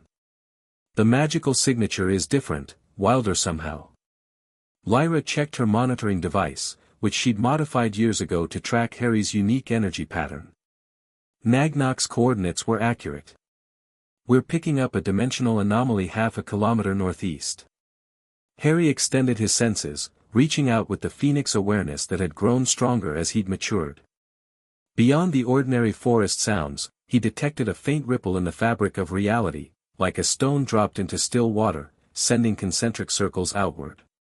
This way, he said, already moving through the undergrowth with silent steps. They traveled quickly, Harry occasionally using small bursts of phoenix fire to clear obstacles or dry their path. Despite the rain and difficult terrain, they reached their destination within minutes, a small clearing dominated by a crumbling stone structure that might once have been a small chapel or waypoint for travelers. Harry held up a hand, signaling Lyra to stop at the edge of the trees. His enhanced senses detected movement within the ruins, someone or something was inside, waiting. One life signature, he whispered. Human, but altered. Dimensional energy traces similar to mine, but different. Lyra's eyes widened. Like a traveler, but not phoenix bonded. Harry nodded, studying the ruins carefully. Stay here. Cover me. Before Lyra could protest, Harry stepped into the clearing, making no attempt to hide his approach. The phoenix fire simmered just beneath his skin, ready to burst forth at a moment's notice. I know you're in there, he called, his voice carrying through the rain. I've been looking for you for 2 years. Silence answered him. Then, slowly, a figure emerged from the shadows of the ruined structure. Tall and gaunt, with long dark hair plastered to his skull by the rain, the man moved with the wary grace of a predator. His face was lined with hardship, but Harry would have recognized those gray eyes anywhere. "Sirius Black," Harry said, his voice catching slightly despite his efforts to remain composed. The man froze, studying Harry with equal intensity. "You have Lily's eyes," he said hoarsely. "But you're not him." "Not my Harry." "No," Harry agreed. "I'm from a different reality. One where you—" He hesitated. "Where you never had the chance to know me." Sirius approached cautiously, stopping a few paces away. Up close, Harry could see the subtle signs of dimensional travel on him, a faint shimmer in the air around his body, a slight delay in his movements as if he wasn't fully anchored to this reality. "How did you find me?" Sirius demanded. "I have allies who monitor dimensional anomalies. You've been jumping between realities for years, but never staying in one place long enough to trace." Harry stepped closer. "You're running from something." A bitter smile twisted Sirius's features. "From many things, actually." His gaze sharpened. "What are you?" No ordinary wizard can track dimensional travel. Instead of answering with words, Harry extended his hand, palm up. The phoenix fire bloomed above his skin, forming a small, perfect flame that burned without consuming. Sirius's eyes widened. "Phoenix fire," he breathed. "But how?" "It's a long story," Harry replied. "One I'd be happy to tell you, if you'll stop running long enough to listen." For a moment, Sirius seemed to struggle with an internal battle. Then his shoulders slumped slightly. "I suppose I've run long enough. Besides, any child of James and Lily, in any reality, deserves at least that much from me." Harry felt a surge of triumph, but kept his expression neutral. "My friend is waiting in the trees. May she join us?" At Sirius's nod, Harry signaled to Lyra, who emerged from the forest with her monitoring device already scanning the area. "We shouldn't stay in the open," Sirius said, glancing at the sky. "They have ways of tracking dimensional disturbances." "The DOC?" Lyra asked, raising an eyebrow. Sirius shook his head. "Worse. The division." Harry and Lyra exchanged looks of confusion. "What division?" Harry asked. "Not what. Who?" Sirius gestured toward the ruins. "Come inside. It's shielded against detection." They followed him into the crumbling structure. Despite its dilapidated exterior, the inside was dry and surprisingly well equipped. A small magical fire burned in a corner, giving off warmth but no smoke. Provisions were neatly stacked against one wall, and a makeshift bed occupied another. Maps covered a third wall, marked with symbols and notations in a code Harry didn't recognize. "You've been planning something," Lyra observed, studying the maps. "Surviving," Sirius corrected, running a hand through his wet hair. "And looking for a way home." He offered them seats on worn but comfortable cushions near the fire, then settled across from them, his gray eyes fixed on Harry with a mixture of wonder and wariness. "Now," he said, "explain how a child carries phoenix fire and can track a dimensional traveler across reality streams." Harry told his story, the Dursleys, Fawkes' appearance, the merger, and his subsequent journey through the multiverse. Sirius listened without interrupting, though his expression darkened when Harry described his childhood with Petunia and Vernon. "Some things remain constant across realities," he muttered. "Their cruelty being one of them." When Harry finished, Sirius sat in silence for several moments, absorbing the tale. "Remarkable," he said finally. "In all my travels, I've never encountered anything quite like you, Harry." "Now it's your turn," Harry said. "How did you become a traveler? And what's this division you're running from?" Sirius's face hardened. "My story isn't as miraculous as yours. It begins with loss." He stared into the magical flames. "In my reality, James and Lily didn't die when Voldemort attacked. They survived, along with my Harry. We thought the worst was behind us. His voice grew distant, lost in painful memories. We were wrong. When Harry was 7, a splinter group of Death Eaters attacked our home. They used a weapon, an ancient artifact stolen from the Department of Mysteries. It was designed to tear through dimensional barriers, to access powers from beyond our world. Sirius's hands clenched into fists. Something went wrong. The artifact exploded, creating a rift in reality itself.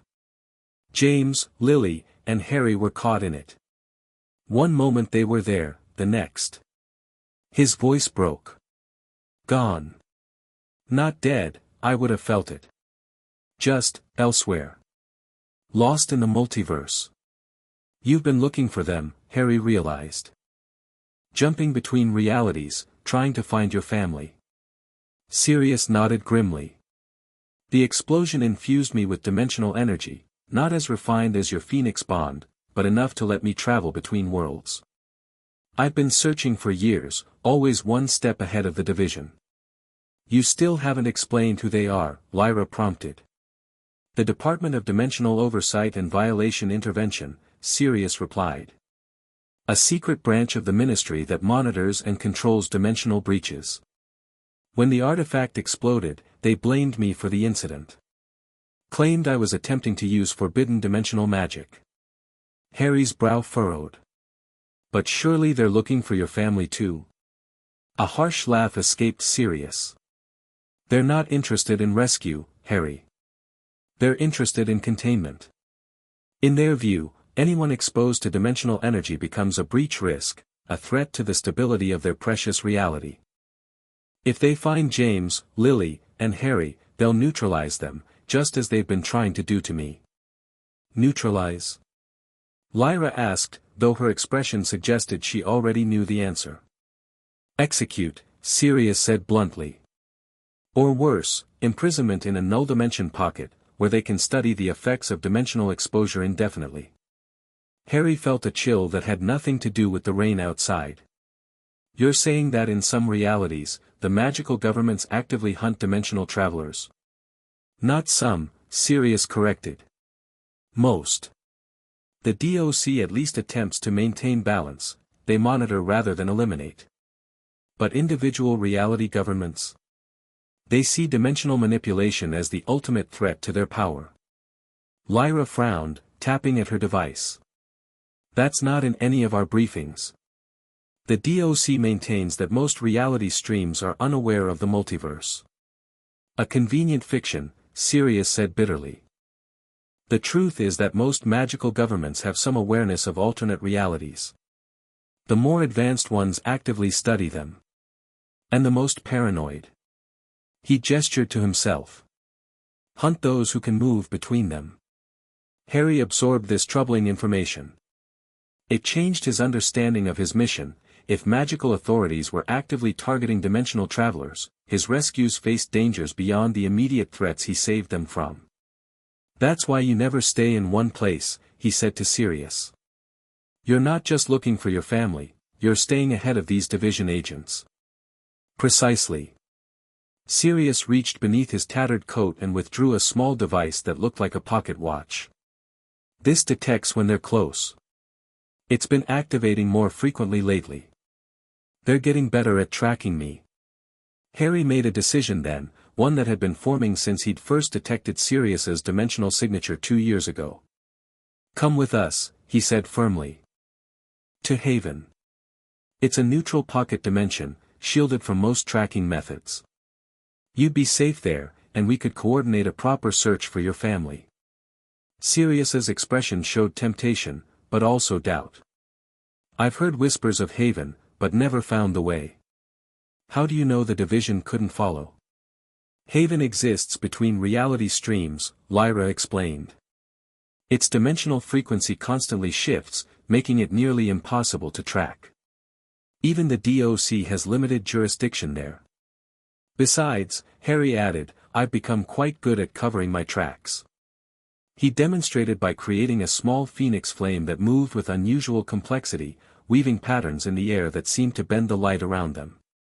Hope flickered across Sirius's weathered features. If what you say is true, it would be the first real respite I've had in years. He studied Harry intensely. Why help me? I'm not your Sirius. Harry met his gaze steadily. You're still Sirius Black. In my reality, you were my godfather, would have been, if things had gone differently. I've learned that across the multiverse, certain connections remain constant. I believe ours is one of them. Before Sirius could respond, his tracking device emitted a high-pitched whine. His face paled as he checked it. They're coming. Much faster than usual. Lyra's monitoring device began flashing warnings as well. Massive dimensional disturbance approaching. Multiple breaches forming. Harry was on his feet instantly, the Phoenix fire surging in response to the threat. We need to move. Now. Sirius shoved a few essential items into a worn pack. They've never deployed this many agents before. Something's changed. Questions later, Harry said tersely. Grab onto me, both of you. As Lyra and Sirius moved to his side, Harry concentrated on Haven's coordinates, preparing to jump. But before he could complete the dimensional bridge, a searing pain lanced through his mind. He staggered, nearly losing his focus as images forced their way into his consciousness, a dark room, instruments of torture, faces twisted with cruelty, and at the center of it all, a boy who looked exactly like him, but with eyes of cold obsidian instead of emerald green. Harry. Lyra's voice seemed to come from far away. What's wrong? Harry fought through the invasive vision, struggling to maintain his concentration. The Phoenix fire flickered uncertainly around them. Someone's interfering, he gasped. Trying to hijack the jump. Outside the ruins, multiple cracks of apparition split the air. Voices called out commands, and the distinctive hum of dimensional containment fields began to build. Division agents, Sirius confirmed grimly, drawing a wand from his sleeve. At least a dozen. Harry forced himself upright, pushing back against the foreign presence in his mind. Whoever was attempting to interfere had Phoenix-like abilities too, he could sense the similar energy signature, but twisted somehow, corrupted. Change of plans, he said through gritted teeth. I can't risk taking us directly to Haven. They might follow. Then where? Lyra demanded, her device showing the containment fields closing in around the ruins. Harry made a split-second decision. A decoy jump. Somewhere unexpected. He turned to Sirius. Trust me. The older man nodded without hesitation. Lead the way. Footsteps pounded outside, approaching the entrance. Harry gathered the Phoenix fire, but instead of visualizing a single destination, he created multiple dimensional pathways simultaneously, a technique he developed for especially dangerous situations. To anyone tracking them, it would appear as if they'd split up and jumped to 3 different realities. The ruins exploded inward as division agents breached the entrance, wands raised and strange silver devices pointed at them. Freeze, shouted the lead agent. Dimensional travelers, you are in violation. The Phoenix flames engulfed Harry, Lyra, and Sirius, and they vanished just as containment spells streaked through the space they'd occupied a moment before. They reappeared in blinding sunlight, the shock of transition causing Sirius to stumble to his knees. Lyra regained her balance quickly, her training kicking in as she immediately began scanning their surroundings with her monitoring device. Where are we? She asked, squinting against the sun. Harry helped Sirius to his feet as he surveyed their location. They stood on a vast salt flat that stretched to the horizon in all directions. The sky above was a perfect, cloudless blue, and the air shimmered with heat. Bolivia, Harry answered, Sala de Uyuni. Earth variant J271. Minimal magical presence, no dimensional monitoring stations for at least 1,000 kilometers. Sirius straightened, looking impressed despite their situation. You really have mastered this, haven't you? I've had good teachers, Harry replied, nodding toward Lyra. And plenty of practice. Lyra frowned at her readings. The decoy jumps worked. I'm detecting pursuit signals splitting in 3 different directions, none of them heading here. She looked up at Harry. Clever. Not clever enough, Harry said grimly. Someone tried to intercept our jump. Someone with abilities similar to mine. That's impossible, Lyra protested. Your Phoenix bond is unique across the recorded multiverse. Apparently not, Harry countered. I felt the connection, Phoenix energy, but corrupted somehow. He described the vision that had assaulted him, the dark room, the instruments, and the boy who looked like his shadow self. Sirius's expression grew troubled. During my travels, I've heard whispers of experimental programs, attempts to harness dimensional energy by bonding it to living hosts. Most fail catastrophically. But if someone succeeded, they'd create something like me, Harry finished. But under their control. The division? Lyra suggested. Sirius shook his head. They're paranoid, but not innovative. This sounds more like the unspeakables. Harry's brow furrowed. The Department of Mysteries researchers? In some realities, they've gone far beyond mere research, Sirius explained. They actively experiment with forces better left untouched. Including dimensional manipulation. Harry paced across the salt flat, the phoenix fire flickering agitatedly beneath his skin in response to his agitation. The possibility of another being like himself, but twisted, corrupted, was deeply disturbing. Even more troubling was the feeling that somehow, this dark mirror knew him specifically. We need more information, he decided. And we still need to get to Haven, but more carefully now. Lyra checked her device again. The pursuit signals are still diverted, but they'll figure out the deception eventually. We have maybe an hour before they regroup. Sirius looked between them. What's the plan? Harry considered their options. We need to make one more jump before Haven, somewhere we can gather intelligence about these unspeakables and their experiments. I might know a place, Sirius offered. During my search, I found a reality where the Department of Mysteries was destroyed in a magical accident. The archives survived and were relocated to Gringotts. The goblins there are, amenable to visitors with the right payment. Harry nodded.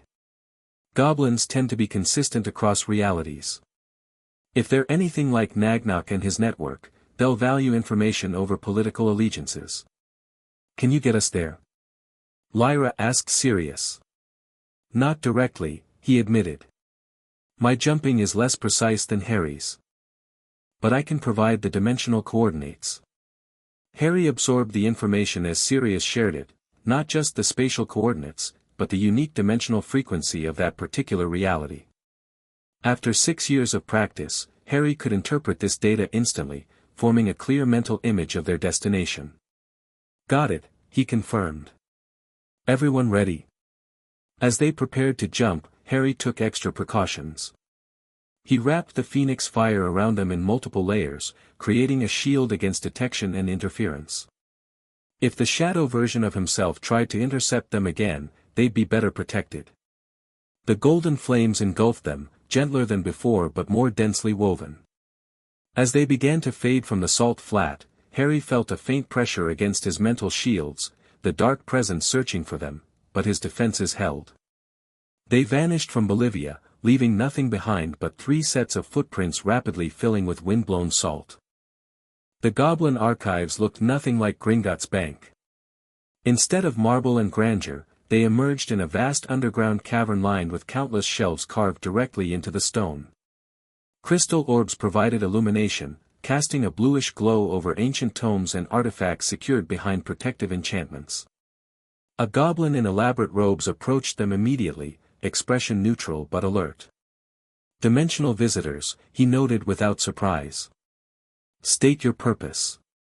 Sirius stepped forward, speaking in what Harry recognized as gobbledygook, the goblin language. The exchange was brief but intense, with Sirius removing a small pouch from his pack and presenting it to the archivist.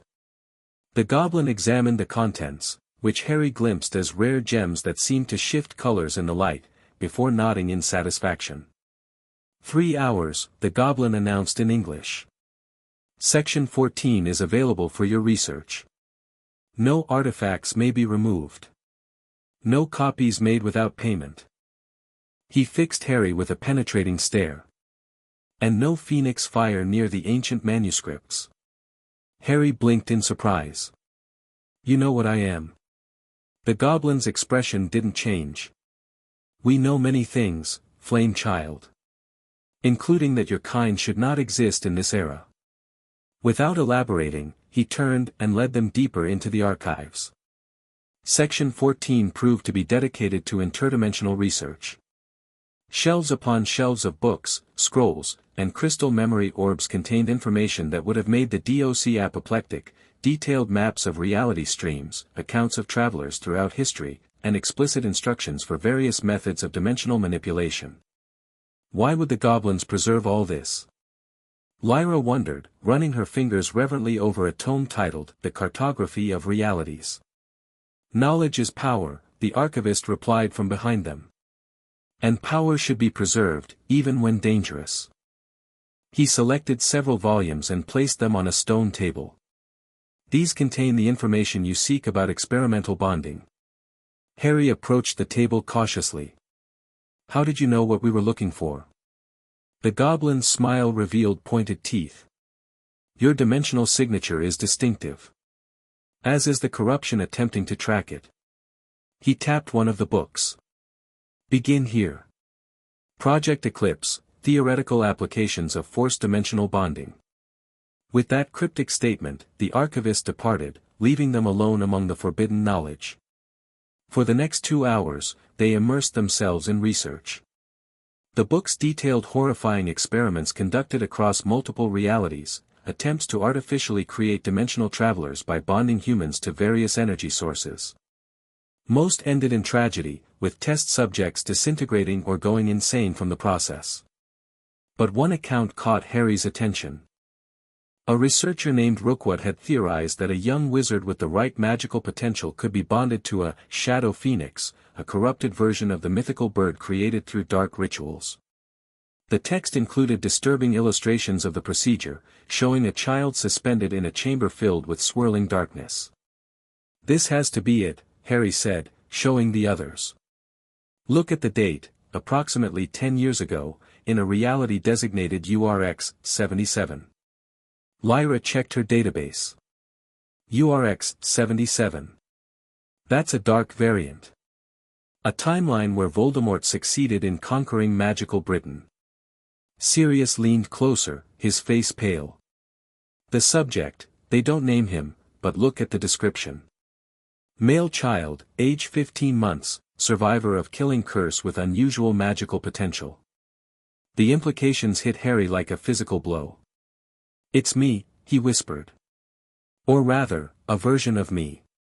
They found a reality where I survived Voldemort's attack and performed this ritual on me.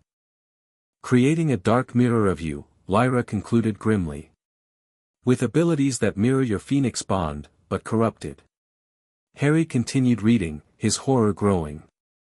According to the notes, the Shadow Phoenix Bond granted powers similar to true Phoenix bonding, but twisted toward destruction rather than healing. The subject could travel between dimensions, but left tears in the fabric of reality rather than clean pathways. Most disturbingly, the bond created a connection to other versions of the same soul across the multiverse. That's how he found me, Harry realized. He can sense me because we're variants of the same person. He looked up at the others. And now he's hunting me. But why? Lyra asked. What would the unspeakables want with you? Sirius's expression darkened. Control. If they could capture you, study you, they might be able to perfect their process. Create an army of dimensional travelers loyal to them. Or extract your natural phoenix bond to strengthen their corrupted version, Lyra added, pointing to a particularly disturbing passage about essence harvesting. Harry closed the book, his mind racing. This changed everything, not just a threat to himself, but to his entire mission. If this shadow version could track him across realities, every world he visited, every person he helped, could potentially be exposed to danger. "We need to warn Haven," he said decisively. "And I need to learn more about this shadow bond. If he can sense me, it's likely mutual. I might be able to locate him, maybe even help him." "Help him?" Sirius repeated incredulously. "Harry, he's being used as a weapon against you." "He's still me," Harry insisted. "A version of me who didn't have Fawkes appear in that shed. Who didn't have Lyra find him afterward. Who had no choice in what happened to him." His expression hardened with determination. "I won't abandon him to those people." Before they could argue further, a loud gong resonated throughout the archives. The archivist reappeared, moving with surprising speed for his small stature. "You must leave," he announced urgently. "Dimensional disturbances approaching. Multiple signatures." Lyra checked her device, eyes widening. "Both the division and something else. Something that leaves tears rather than pathways." "He found us," Harry said grimly. "We need to move." The archivist gestured to a circular platform carved with ancient runes. "Use this. It will mask your departure signature briefly." They hurried to the platform, Harry already gathering the Phoenix fire for another jump. This time, he wouldn't attempt deception, they needed to reach Haven directly and warn the others. "Thank you," he told the archivist. "For the information and the warning." The goblin inclined his head slightly. "Knowledge freely shared is power multiplied. Remember that, Flame Child." As the Phoenix flames began to envelop them, Harry felt the now familiar pressure against his mind, stronger this time, more focused. For a brief moment, the barriers he'd erected faltered, and an image forced its way through, a face identical to his own, but with hollow cheeks and eyes like black pits, staring at him with a mixture of hatred and desperate longing.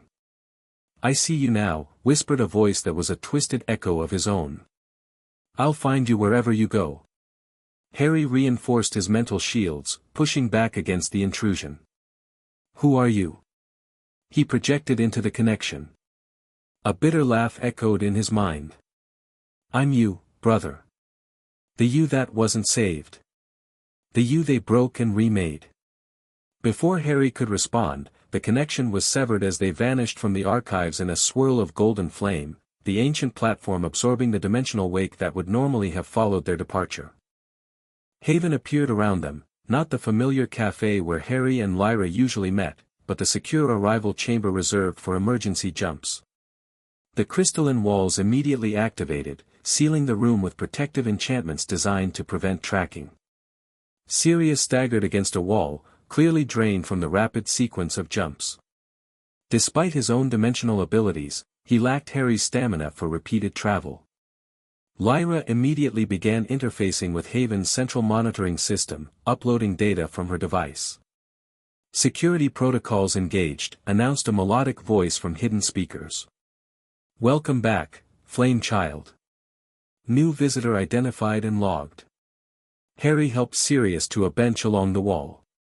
"Rest here. We're safe for the moment." "Are we?" Sirius asked quietly. "If what we discovered is true, nowhere may be truly safe anymore." Before Harry could respond, the chamber door slid open to reveal a tall, elegant woman with silver hair and eyes that shifted through all the colors of the dimensional aurora. Mirella, the current guardian of Haven and one of Harry's earliest allies in the multiverse. "Harry," she greeted him, her melodious voice carrying a note of concern. "Your return has triggered 3 separate alarm systems. Care to explain why Haven's dimensional shields just detected what appears to be a reality breach attempting to follow you?" Harry straightened, meeting her iridescent gaze directly. "We have a situation, Mirella. One that affects all of Haven." He gestured to Sirius.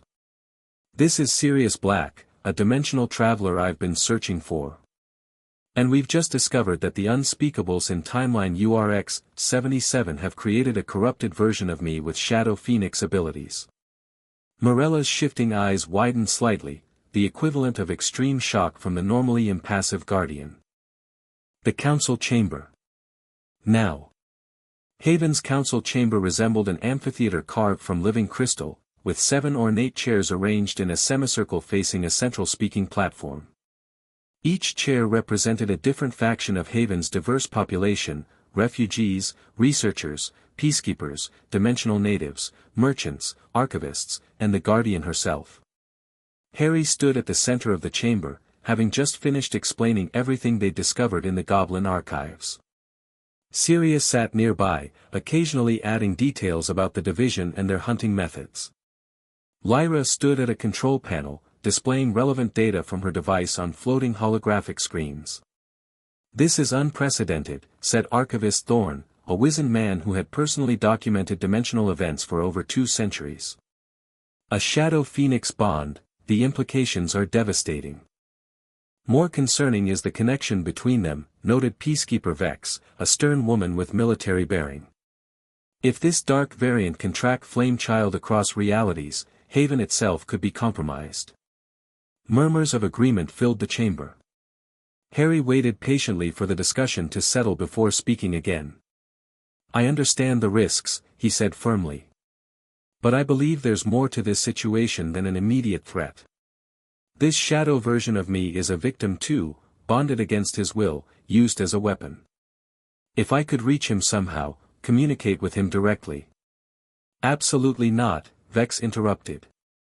"The risk is too great. We should focus on strengthening Haven's defenses and limiting your jumps until we develop countermeasures." Morella raised a hand, silencing the debate. "While I share Peacekeeper Vex's concerns, Harry raises a valid point. This shadow variant is, essentially, a version of him. The connection works both ways." Her Aurora eyes fixed on Harry. "You felt him trying to locate you. Could you, theoretically, reverse that process? Find him instead?" Harry considered this. "I believe so. When he touched my mind, I caught glimpses of his location, some kind of facility, heavily warded. With preparation and focus, I might be able to pinpoint it." "And then what?" asked Merchant Zola, a practical-minded woman who dealt in rare dimensional goods. "Rescue him. He's likely been conditioned against you." "I have to try," Harry insisted. "No one deserves to be used that way, especially not." He hesitated. "Especially not someone who, in another life, could have been me." The council exchanged glances, a silent communication passing between them. Finally, Morella spoke again. "We will not make this decision hastily. The security of Haven must be our priority, but so too is our commitment to helping dimensional victims." She gestured to Lyra. "Observer Belacqua, please share the DOC's official position on situations like this." Lyra stepped forward, her expression professional despite the personal nature of the situation. "The Dimensional Oversight Consortium's protocols for corrupted travelers are extreme. They would classify the shadow variant as a Class 1 reality breach threat, authorizing immediate neutralization. Meaning execution," Sirius clarified bluntly. "Yes," Lyra admitted. "But those protocols were developed without considering the unique circumstances here. The shadow variant isn't acting independently, he's being controlled, used as a tool. Standard ethical guidelines would suggest attempting rescue before resorting to neutralization." Archivist Thorne leaned forward. "There is precedent, though rare. Case File D-339, the Lazarus Protocol. A traveler corrupted by void exposure was successfully recovered through quantum resonance with their uncorrupted variant." Harry seized on this. "Exactly. I could establish a stronger connection, try to reach the real person beneath the conditioning. At significant risk to yourself," Vex pointed out. "And potentially exposing Haven's location in the process." The debate continued, with valid points raised on both sides. Throughout it all, Harry remained resolute. This wasn't just about protecting Haven or neutralizing a threat. It was about saving someone who, in the cosmic lottery of the multiverse, had drawn a horrific fate instead of the one Harry had received. Finally, after nearly an hour of discussion, Morella called for a decision. The Council will vote on the following proposal. Harry will be authorized to attempt contact with the Shadow variant, but only under strictly controlled conditions. No direct jumps, no physical meeting until we assess the possibility of breaking the Unspeakable's control. All attempts will be conducted within Haven's secure facilities, with full containment protocols in place. The vote passed, though not unanimously. Peacekeeper Vex and Merchant Zola remained opposed, but the other 5 council members saw the wisdom in attempting contact before more drastic measures. It is decided, Morella announced. Preparations will begin immediately. Harry, you will work with our researchers to establish safe parameters for the contact attempt. As the council members filed out, Lyra approached Harry, her expression troubled. You know this is incredibly dangerous, right? If the connection goes both ways, opening yourself to it could give them direct access to your mind. I know, Harry acknowledged. But I have to try. He reached out to me, Lyra. Not just to track me, but to communicate. There's still something human in there, something fighting against what they've done to him. Sirius joined them, looking worn but determined. I'll help however I can. I know something about fighting against mental manipulation. His expression darkened. In my reality, I spent 5 years in Azkaban before evidence of my innocence emerged. The Dementors, they try to remake you, strip away everything that makes you who you are. If your shadow self is experiencing anything similar. Harry nodded gratefully. Thank you. Both of you. He looked around at Haven's crystalline chamber, at the place that had become his home base in the 6 years since leaving the Desley's shed. I won't let him become a threat to this sanctuary. But I won't abandon him either. As they left the council chamber, Harry could feel the phoenix fire stirring within him, responding to his determination. Somewhere across the dimensional barriers, his shadow self waited, a dark reflection created through cruelty and manipulation. A version of Harry Potter who hadn't been saved by Fawkes' mercy, but twisted by human ambition. Harry would find him. And somehow, he would save him too. Haven's research facilities occupied a separate floating island, connected to the main complex by bridges of pure light. Here, dimensional scientists from countless realities studied the nature of the multiverse, developing technologies and techniques for safer travel. Harry had visited often over the years, consulting with researchers about his phoenix abilities or bringing them unusual artifacts from his journeys. Now, he found himself in a specialized chamber designed for mental projection across dimensional barriers. The resonance chamber amplifies natural connections between dimensional variants, explained Dr. Amelia Vance, Haven's leading expert on cross-reality cognition. An elegant woman with streaks of silver in her dark hair, she moved around the chamber adjusting crystalline instruments with practiced precision. Harry sat cross-legged in the center of the room, surrounded by a circle of softly glowing crystals. So it will strengthen the link I already share with my shadow variant? Precisely, Dr. Vance confirmed. But in a controlled way. We've installed dimensional buffers to prevent him from using the connection to locate Haven. Think of it as a secure channel, communication without revealing your position. Lyra monitored a bank of instruments nearby. We'll be tracking your vital signs and mental patterns throughout the attempt. At the first sign of danger, we'll sever the connection.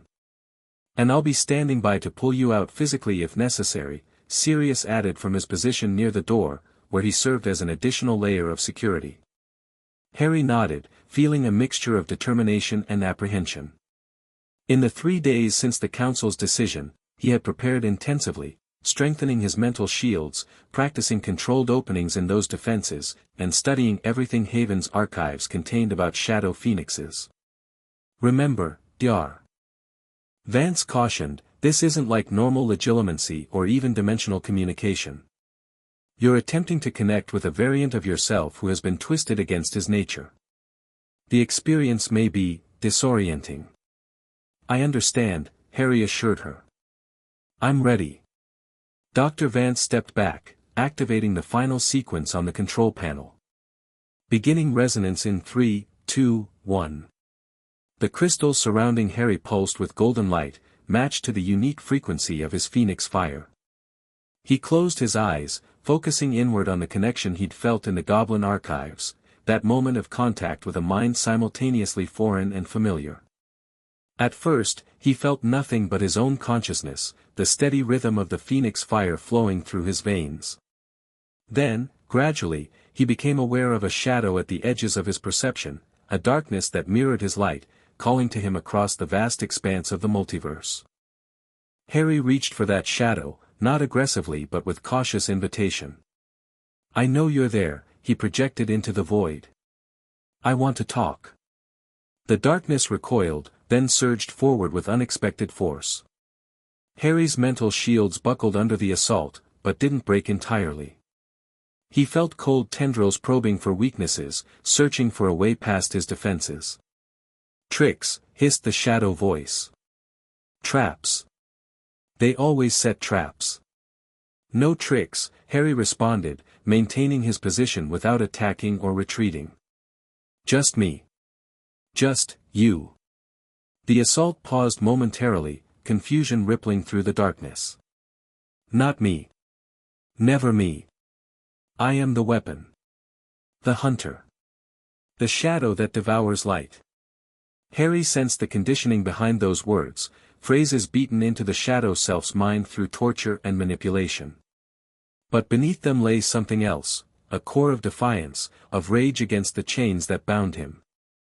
"You have a name," Harry said gently. "You are Harry Potter." Fury erupted from the shadow. "That name is forbidden." Images crashed into Harry's mind, a child screaming as darkness poured into his body, men in hooded robes chanting in ancient languages, years of pain as the shadow phoenix bond was forced to mature unnaturally. Harry accepted the images without fighting them, allowing himself to feel the shadow self's pain while maintaining his own identity. "They took your name. They took your choice. But they couldn't take everything. Something in you still fights them." A hesitation.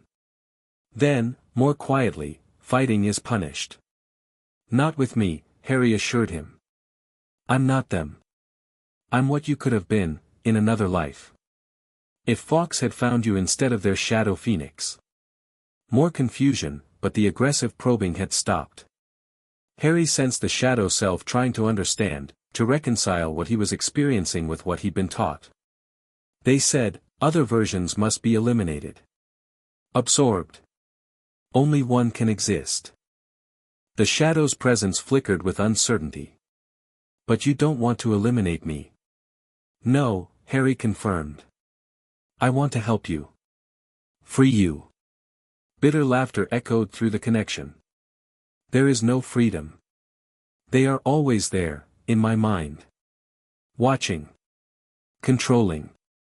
Harry realized with a chill that the shadow self wasn't alone in this communication, his handlers were monitoring, perhaps even influencing his responses. He needed to establish a more direct connection, something they couldn't intercept.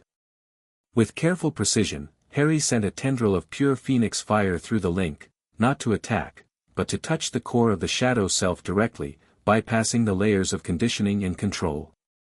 "Feel this," he urged. "This is what was taken from you. This is what should have been yours." The shadow self recoiled from the golden flame, then tentatively reached toward it. The moment they connected, everything changed. The oppressive darkness receded, and Harry found himself standing in a mental landscape, a blasted wasteland under a black sky, with a single figure hunched at its center. The shadow Harry looked up, his obsidian eyes meeting Harry's emerald ones. He appeared physically identical to Harry, but emaciated, with skin so pale it was nearly translucent, crisscrossed with scars both physical and magical.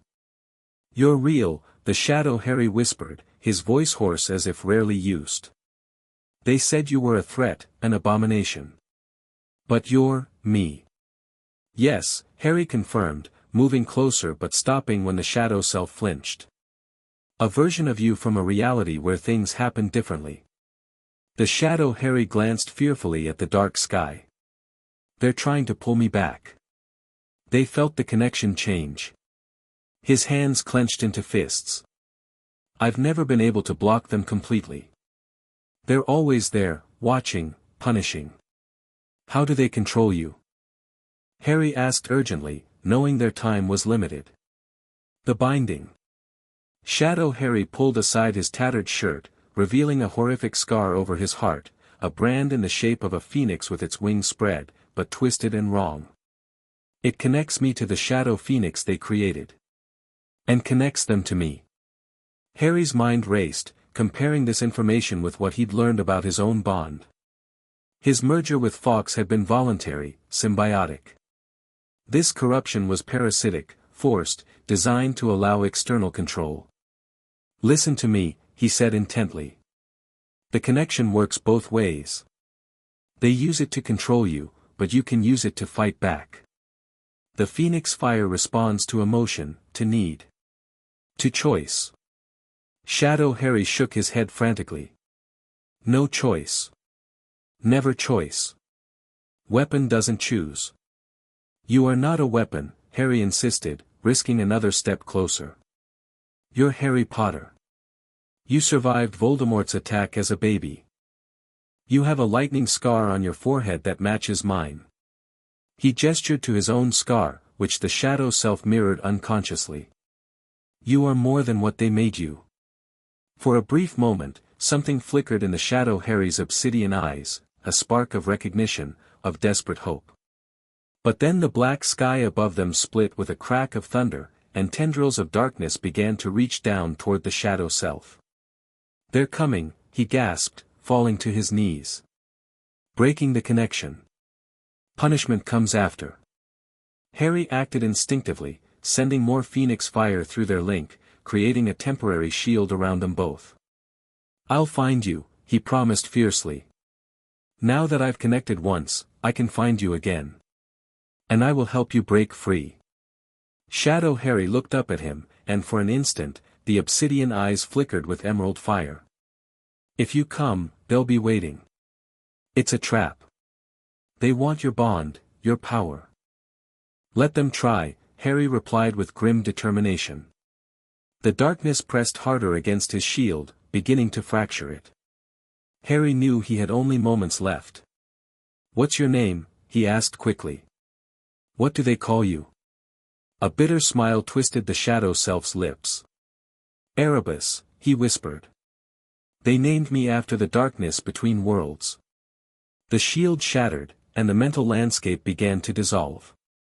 As Shadow Harry was pulled back by the dark tendrils, he managed one final, desperate message, Facility 7.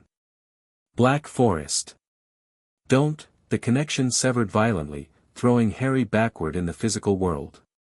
He gasped, eyes flying open to find Lyra and Dr. Vance bending over him with worried expressions. Sirius stood nearby, wand drawn, ready to intervene if necessary. Harry. Lyra gripped his shoulders. Are you all right? Your vital signs went haywire, and then the connection just exploded. Harry sat up slowly, his head pounding. I'm okay, he assured them, though he felt drained in a way he hadn't experienced since his earliest jumps. I made contact. Real contact. What happened? Dr. Vance asked, already checking the readings from the monitoring equipment. Harry told them everything, the mental landscape, the binding scar, the control mechanisms, and the shadow self's warning about a trap. They call him Erebus, he finished. They named him after the dimensional predator. Sirius frowned. A psychological tactic. Naming him after something feared, something destructive. But he fought through it enough to warn me, Harry pointed out. There's still someone in there worth saving. Dr. Vance studied the data with concern. The connection was more profound than we anticipated. Not just communication, but a true resonance between dimensional variants. Your phoenix fire recognized itself in him, even in corrupted form. Lyra helped Harry to his feet. He mentioned Facility 7 in the Black Forest. That's something concrete we can investigate. Carefully, Sirius cautioned. If it's a trap, as he warned, rushing in would be playing into their hands. Harry nodded, though determination burned within him. We need more information before attempting a rescue. But we will rescue him. He met each of their gazes in turn. He didn't choose this. And he's fighting it, even now. Dr. Vance began shutting down the equipment. I'll prepare a full report for the council. They'll want to know everything before authorizing any action. As they left the resonance chamber, Harry felt the phoenix fire inside him burning with renewed purpose. The contact had affected him deeply, seeing a version of himself twisted by cruelty, yet still clinging to some essential spark of humanity, had strengthened his resolve. He would find a way to free Shadow Harry from his captors, to heal the corrupted bond if possible. And in doing so, perhaps he would finally understand the true purpose of his own bond with Fawkes. Absolutely not, Peacekeeper Vex declared, standing rigidly before the council. The risk is unacceptable. This is clearly a trap designed to capture Flame Child. 3 days had passed since Harry's mental contact with his shadow self. The council had reconvened to discuss the findings and determine their next course of action. The chamber was tense, divided between those who supported a rescue attempt and those who considered it too dangerous. I acknowledge the risk, Harry said calmly from the central platform. But I also believe we have a responsibility to try. Erebus, the Shadow Harry, is as much a victim as those I've helped across the multiverse. Archivist Thorne nodded thoughtfully. There is also the strategic consideration. If we do nothing, the unspeakables will continue to use him as a weapon, potentially developing more like him. The threat grows whether we act or not. Merchant Zola, who had originally opposed intervention, seemed to be reconsidering. What information have we gathered about this Facility 7? Do we even know which reality variant it exists in? Lyra stepped forward, activating a holographic display in the center of the chamber. Based on the dimensional traces we captured during the contact, combined with intelligence from Sirius Black and Haven's own records, we've narrowed it down to URX-77, as suspected. Specifically, a research facility hidden in Germany's Black Forest. The display showed a detailed map of the region, with a pulsing red dot indicating the facility's probable location. We've also confirmed increased dimensional activity in the area, Lyra continued. Multiple jumps originating from that location over the past year, all leaving the distinctive tier pattern associated with Shadow Phoenix travel. Morella studied the display, her aurora eyes reflecting the holographic light. What are you proposing exactly, Harry? Harry had thought carefully about this, consulting with Lyra, Sirius, and several of Haven's tactical experts. A limited reconnaissance mission. Myself, Lyra, and Sirius would jump to a secure location near the facility, not directly inside, where they'd expect us. We gather intelligence, assess security measures, and determine if extraction is possible. And if it is? Vex challenged. We return to Haven, present our findings, and request council approval for the actual rescue, Harry answered. I'm not suggesting we attempt the extraction immediately. This compromise seemed to ease some concerns. Morella glanced at each council member in turn, gauging their reactions. There is another factor to consider, Sirius spoke up from his observer position. If this Shadow Phoenix facility is in the Black Forest, it may be connected to the artifact explosion that scattered my family across the multiverse. The research could be related. This new information shifted the discussion. The possibility of uncovering technology that might help locate other lost travelers added weight to the reconnaissance proposal. After further debate, Morella called for a vote. This time, the council approved the reconnaissance mission, though with strict conditions. They would have 24 hours to complete it, maintain constant communication with Haven, and return immediately if discovery seemed imminent. One final matter, Morella said as the vote concluded. Peacekeeper Vex has raised valid security concerns. As a precaution, we will relocate Haven's dimensional anchors during your absence.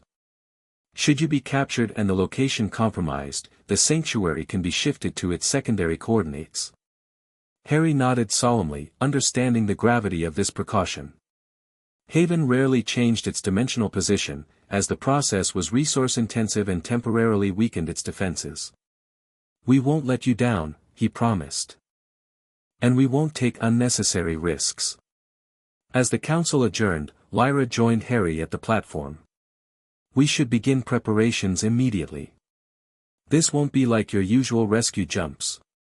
"I know," Harry acknowledged. "We're going into the heart of darkness."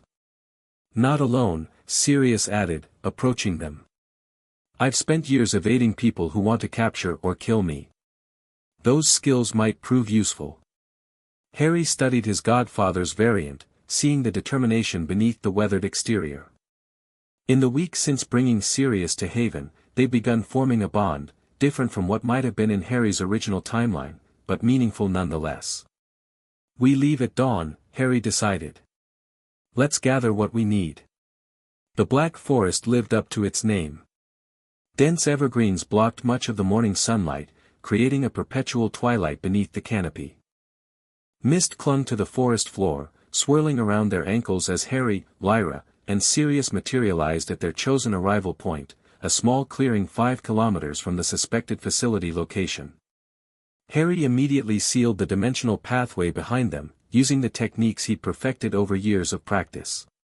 In this reality, the very air felt wrong somehow, charged with malevolence, as if dark magic had seeped into the environment itself. "URX-77, Lyra murmured, checking her monitoring device. "Voldemort's victory altered the magical signature of the entire continent. I'm reading dark energy concentrations 50 times higher than baseline." Sirius transformed briefly into his animagus form, a large black dog, sniffing the air before changing back. "There are wards ahead. Complex ones, with elements I don't recognize." They moved cautiously through the forest, using detection spells modified to avoid triggering alarms. Harry extended his phoenix senses, searching for the connection he'd established with his shadow self during their mental contact. After an hour of careful progress, they reached a ridge overlooking a valley shrouded in unnatural mist. Through breaks in the foggy veil, they could make out a sprawling compound of black stone buildings arranged in a 7-pointed star pattern. "Facility 7, Harry whispered, feeling a chill that had nothing to do with the forest's dampness. They lay prone at the ridge's edge, using enchanted binoculars to study the compound. Guards patrolled the perimeter, hooded figures accompanied by creatures that resembled dementors but moved with deliberate, sentient purpose. "Modified dementors," Sirius explained grimly. "In this reality, they developed ways to bind them to specific tasks rather than just containment." Lyra's device quietly mapped the facility, identifying potential entry points and power sources. "The central building is generating the most dimensional energy. If they're holding Erebus anywhere, it would be there." Harry focused on his internal connection to his shadow self, trying to sense his presence. For a moment, he felt nothing, then a flicker of recognition, of awareness. Erebus knew they were there. "He senses me," Harry said quietly. "And I can feel him more clearly now. He's in pain, but also expectant. Like he's waiting. For rescue or for the trap to spring?" Sirius wondered. Before Harry could answer, his connection with Erebus flared unexpectedly. A vision forced its way into his mind, a circular chamber deep beneath the facility, rituals in progress, dark-robed figures channeling corrupted energy into a containment field where Erebus hung suspended, his body arched in agony. "They're hurting him," Harry gasped, the phoenix fire flaring beneath his skin in response to his shadow self suffering. "Right now. Some kind of ritual." Lyra grabbed his arm as he instinctively started to rise. "Harry, wait. We need to stick to the plan. Reconnaissance only." "Something's changed," Harry insisted, the connection growing stronger. They're forcing him to create a dimensional tear. A massive one." Sirius scanned the facility with growing alarm. "Look at the central building. The energy patterns are shifting." Through the binoculars, they could see dark energy coalescing above the central structure, swirling like a malevolent storm cloud. The guards were retreating inside, the modified Dementors gathering in a protective circle around the perimeter. They know we're here, Harry realized. They're accelerating whatever they had planned. Lyra's monitoring device began emitting urgent warnings. Dimensional instability increasing exponentially. They're creating a breach point directly above the facility. Harry made a split-second decision. Change of plans. We need to stop whatever ritual they're performing. Erebus is the focus. If we can free him, we can collapse the breach. The council ordered reconnaissance only, Lyra reminded him, though her expression showed she understood the urgency. I'll take full responsibility, Harry replied. But we can't let them tear open a hole between realities. You've seen what dimensional predators can do when they find entry points. Sirius nodded grimly. How do we approach? The main entrance is heavily guarded. Harry studied the facility layout on Lyra's device, noting the underground passages connecting the buildings. We don't use the entrance. I can jump us directly to Erebus now that I have a clear connection to him. Jumping blind into the heart of an enemy stronghold. Sirius raised an eyebrow. Brave, but potentially suicidal. Not entirely blind, Harry countered. I can sense the layout around him through our connection. And... He hesitated, then revealed what he'd been working on secretly. I've been practicing jumping with passengers to specific coordinates within the same reality. Short-range precision jumps. Lyra stared at him. When were you going to share that development? After I'd perfected it, Harry admitted. It's still experimental. But right now, it's our best option. The dark energy above the facility continued to build, the swirling cloud expanding ominously. Time was running out. If we're doing this, Sirius said firmly, we need a clear extraction plan. How do we get out once we've reached Erebus? The same way we came in, Harry replied. I jump us all out, including him, if possible. Lyra looked skeptical. You've never jumped with more than 2 passengers before. And if his bond is corrupted, the dimensional energies might conflict. I'll handle it, Harry promised, though he shared her concern. Right now, we need to move before that breach fully forms. They retreated from the ridge to prepare.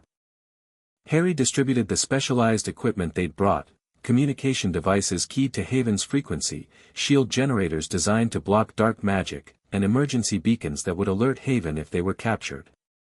Once we're inside, Harry instructed, stay close to me. The Phoenix Fire will provide some protection against the dark energy, but it has limits. Sirius checked his wand one final time. I'll focus on creating distractions if needed. My animagus form might confuse their security measures temporarily. Lyra programmed her device to continuously transmit data back to Haven. I'll monitor the dimensional breach. If it starts to collapse, I'll give the signal for immediate extraction, no heroics, no delays. Harry nodded, appreciating their calm professionalism despite the danger. He closed his eyes, focusing intently on his connection with Erebus. The shadow self's pain continued to pulse through the link, but beneath it, Harry sensed something else, a desperate determination, a silent plea. He's fighting them, Harry murmured. Trying to resist the ritual. The Phoenix Fire responded to his resolve, gathering around the 3 of them in a protective cocoon. This jump would be different from any Harry had attempted before, not moving between realities, but pinpoint teleportation within a heavily warded facility, guided only by his connection to his shadow self. Ready? He asked, meeting their eyes in turn. At their nods, Harry gathered his power and jumped. They materialized in chaos. Alarms blared throughout the circular chamber as their arrival triggered multiple security wards. Dark-robed figures shouted in surprise, wands and strange devices pointing toward the intruders. In the center of the room, suspended within a cage of corrupted energy, hung Erebus, his body writhing in agony as tendrils of shadow poured from his chest into a swirling vortex above. Harry assessed the situation in an instant. 7 unspeakables formed a ritual circle around Erebus, channeling the dark energy. 2 guards stood at each of the chamber's 3 exits. Above them all, visible through a circular opening in the ceiling, the dimensional breach continued to grow. Protego Maxima. Sirius bellowed, casting a powerful shield charm that momentarily blocked the unspeakable's initial assault. Lyra activated her own shield generator, creating a secondary barrier as she began scanning the ritual apparatus. They're using him as a conduit. The breach is being forced through his Shadow Phoenix bond. Harry moved immediately toward Erebus, the Phoenix fire surging in response to the Shadow self-suffering. Their eyes met across the chamber, obsidian against emerald, and for a moment, everything else faded away.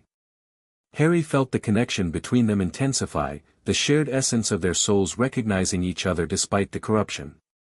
Hold them off. Harry called to Sirius and Lyra. I need to break the containment field. The unspeakables recovered from their initial shock, attacking with coordinated precision. Sirius dueled 3 simultaneously, his years as a fugitive evident in his combat style, unpredictable, efficient, lethal when necessary. Lyra used her DOC training to disrupt the ritual circle, targeting the channeling artifacts with precisely calibrated energy pulses from her modified equipment. Harry reached the energy cage, studying its construction as he deflected attacks with controlled bursts of Phoenix fire. The containment field consisted of corrupted dimensional energy, woven into patterns that prevented Erebus from using his abilities while simultaneously drawing power from his bond. Can you hear me? Harry asked urgently, establishing mental contact. Erebus's response came weakly, his mind fragmented from the ritual's strain. Trap, but not, as they planned. Changed when, they sensed you coming. How do I free you? Harry pressed, his fingers tracing the energy patterns without touching them. The binding, Erebus managed. Around my heart. Break it, break me. Harry understood with cold clarity what his shadow self was suggesting, that destroying the binding would kill him, but also collapse the ritual. No. There's another way. Drawing on everything he'd learned about dimensional energy over the years, Harry identified the weakest point in the containment field, where the original binding ritual had been performed, leaving a scar in reality itself. He placed his hands against the field at this point, allowing the Phoenix fire to flow outward. Gold met shadow in a spectacular collision of opposing forces. The chamber trembled, instruments overloading as Harry's untainted Phoenix energy confronted the corrupted version flowing through Erebus. Pain lanced through Harry's palms, but he persisted, pushing deeper into the containment field. Harry! Lyra shouted from behind him. The breach is destabilizing. If it collapses uncontrolled, I know. Harry called back, maintaining his focus. The Phoenix fire responded to his desperate need, growing stronger as he channeled more power into the containment field. Across the chamber, Sirius had transformed into his animagus form, using the confusion to take down 2 guards before reverting to human form and continuing the duel. Whatever you're doing, he called to Harry, do it faster. Harry reached through the weakening containment field, his fingers inches from Erebus's chest where the binding scar pulsed with dark energy. Trust me, he said through their mental link. This will hurt, but it won't kill you. Erebus's obsidian eyes flickered with something that might have been hope. Do it. With a final surge of Phoenix fire, Harry breached the containment field and pressed his palm directly against the binding scar on Erebus's chest. The contact between untainted Phoenix energy and its corrupted shadow created an immediate reaction, golden flames racing through the dark patterns of the binding, illuminating the twisted runes and symbols that had been carved into Erebus's very soul. The pain was excruciating for both of them. Harry felt it through their connection, a burning that went beyond physical sensation into the realm of metaphysical agony. But beneath the pain, something else began to happen. The Phoenix fire found resonance with the original human soul beneath the corruption, strengthening it, helping it fight back against the parasitic bond. What is he doing? One of the unspeakables shouted. Stop him. The conduit is breaking free. Above them, the dimensional breach flickered, its swirling darkness shot through with ribbons of gold. The ritual circle faltered as the unspeakables lost their connection to Erebus's power. Lyra appeared at Harry's side, her monitoring device scanning the process. It's working. The corrupted energy is being neutralized. She glanced up at the breach. But we need to close that tear before something notices it. Harry maintained his connection to Erebus, feeling the shadow self's consciousness growing stronger as the binding weakened. Can you help me close it? He asked through their link. Your power, directed outward instead of being drained. Erebus's response came clearer now, his mental voice stronger. I don't know how. Never been allowed to control it. Follow my lead, Harry instructed. Feel how the phoenix fire moves. Mirror it with your own power. With his free hand, Harry reached upward toward the breach, sending a stream of golden fire into the swirling darkness. Slowly, painfully, Erebus raised his own hand, shadows flowing from his palm to join Harry's flames. Where the energies met, they created a new force, neither light nor darkness, but something balanced between them. The breach began to shrink, its edges knitting together as the combined power pushed back against the unnatural tear. The unspeakables redoubled their attacks, desperate to regain control of the ritual, but Sirius and Lyra held them at bay, creating a protective perimeter around Harry and Erebus. Almost there, Harry encouraged, feeling Erebus's strength growing as the binding continued to weaken. Just a little more. The shadow self pushed harder, centuries of suppressed power finally finding release. The shadows flowing from his hand intensified, becoming more focused, more controlled. Together, their combined energies sealed the dimensional breach from the bottom up, closing the tear that had threatened to allow dimensional predators access to this reality. With a thunderous concussion, the breach collapsed completely. The backlash of energy shattered the remaining containment field, freeing Erebus from his suspension. He fell forward into Harry's arms, his body trembling from exhaustion and the lingering effects of the binding. We need to go. Now. Lyra shouted, her device showing multiple security teams converging on their location. Harry supported Erebus with one arm while reaching for Sirius and Lyra with the other. Everyone hold on. The unspeakables launched a desperate final assault, dark spells converging on their position from all directions. Sirius deflected what he could, but several broke through, impacting his shoulder and side. He stumbled but maintained his grip on Harry. Jump, he urged through gritted teeth. Harry gathered the phoenix fire, preparing for the most difficult jump of his life, carrying 3 passengers, one of whom possessed a corrupted version of his own power. He focused on Haven's secure arrival chamber, visualizing it with perfect clarity. As the phoenix flames began to engulf them, Harry felt Erebus's power attempting to interfere, not deliberately, but instinctively, like 2 magnets of the same polarity repelling each other.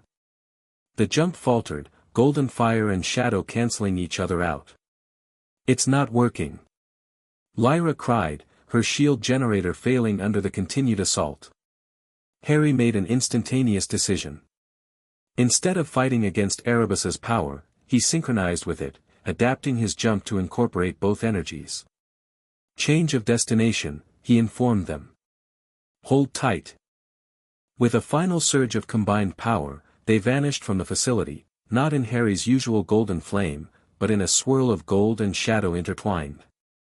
They crashed onto hard stone, the landing far rougher than Harry's usual controlled arrivals. Pain shot through his body as he rolled across the ground, finally coming to rest against a rocky outcropping.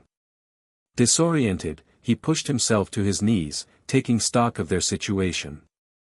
They were in a cave, vast and ancient, illuminated by strange crystals that grew from the walls and ceiling. The air hummed with magical energy, but felt neutral rather than dark or light, a balanced place between forces. Where are we? Lyra groaned, checking her damaged equipment. This isn't Haven. I couldn't reach Haven, Harry explained, searching for the others. Our energies conflicted.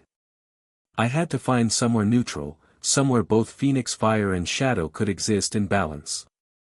He spotted Sirius several meters away, lying too still against the cave wall. Harry rushed to his side, finding him unconscious with severe burns across his shoulder and chest where the dark spells had struck. Sirius. Harry pressed his fingers to the man's neck, finding a pulse, weak but present. Lyra joined him, her expression grave as she assessed the injuries. These aren't ordinary wounds. The dark magic is spreading. Harry called on the Phoenix Fire, directing its healing properties into Sirius's injuries. The golden flames battled against the dark corruption, slowing its spread but not reversing it completely. It's not enough, Harry said desperately. The dark magic is too deeply embedded.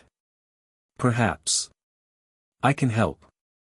They turned to find Erebus standing unsteadily nearby, his emaciated frame supported by the cave wall.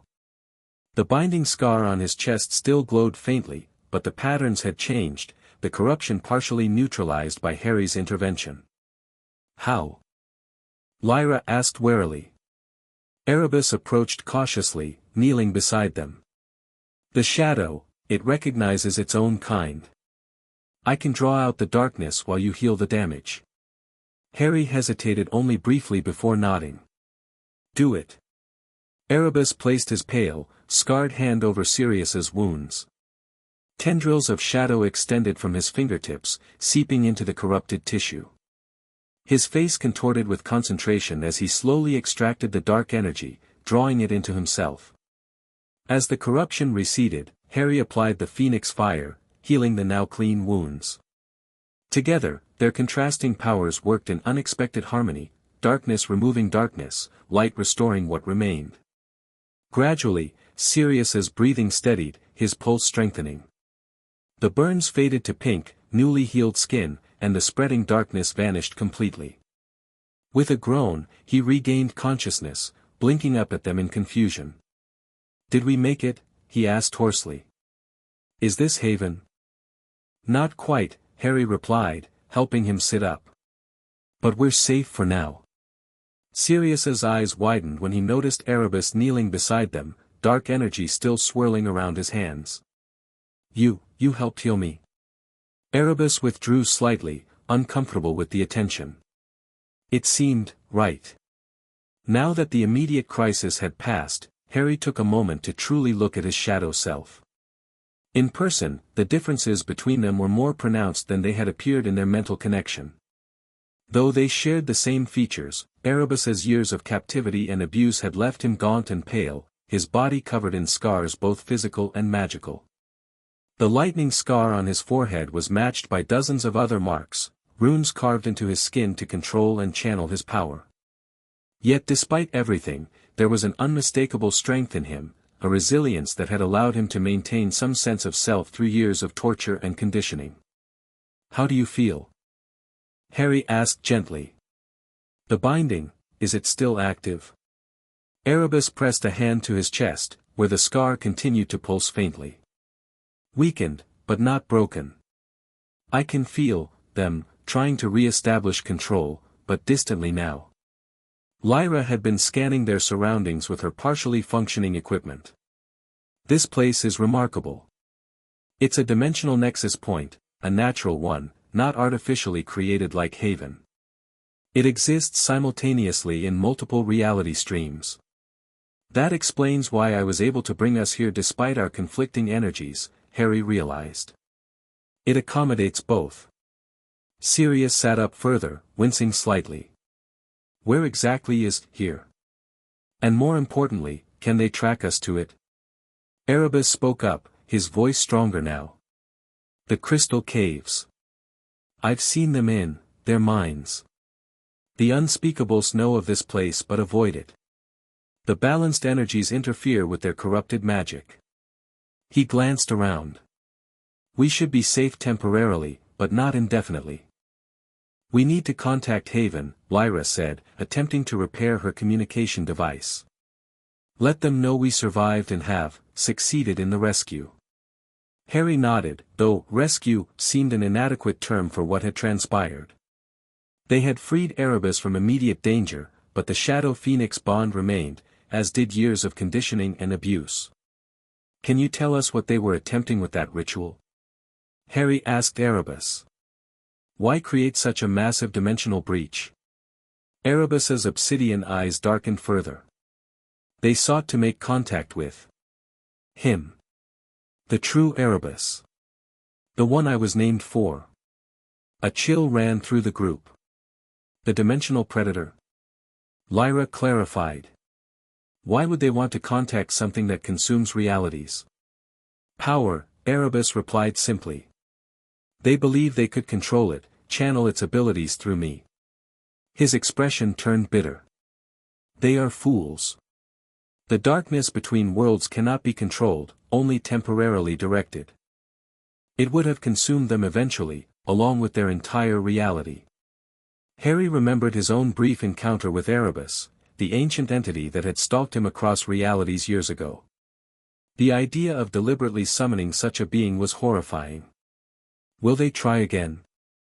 Sirius asked. Without doubt, Erebus confirmed. But it will take time to recalibrate their ritual. My escape has disrupted their carefully laid plans. Lyra finally managed to establish a weak connection with her device. I've got a partial link to Haven. Enough to send a text message, but not for full communication. Tell them we're alive and safe, Harry instructed. But don't specify our location yet. Not until we're sure it can't be intercepted. As Lyra composed the message, Harry turned his attention back to Erebus, who had withdrawn to sit against the cave wall, exhaustion evident in his posture. What happens now? The shadow self asked quietly. I cannot return to Haven with you. My presence would endanger your sanctuary. We'll find a way, Harry assured him, though he shared the concern. The corrupted bond might indeed pose a risk to Haven's security. The binding can be broken completely. It's already weakened. Erebus touched the scar again, his expression doubtful. It was designed to be permanent. To end only with my death. I don't accept that, Harry said firmly. There's always another way. A small, bitter smile curved Erebus's lips. Your optimism is unfamiliar to me. He studied Harry with a mixture of curiosity and envy. You truly are what I might have been, had fate turned differently. And you are still what you might become, Harry countered. The corruption can be healed. The conditioning broken. Before Erebus could respond, Lyra's device emitted a series of rapid beeps. Message from Haven, she announced, reading the display. They've detected multiple dimensional breaches in URX-77. The Unspeakables have dispatched search teams to known nexus points. She looked up grimly. Including this one. Sirius struggled to his feet, determination overriding his lingering weakness. How long do we have? Hours at most, Lyra estimated. But we can't jump directly to Haven with our conflicting energy signatures. She glanced at Erebus apologetically. I should leave you, Erebus said, rising unsteadily. Draw them away. I can create false trails, lead them on a pursuit while you return to safety. No, Harry said immediately. We didn't come this far to abandon you now.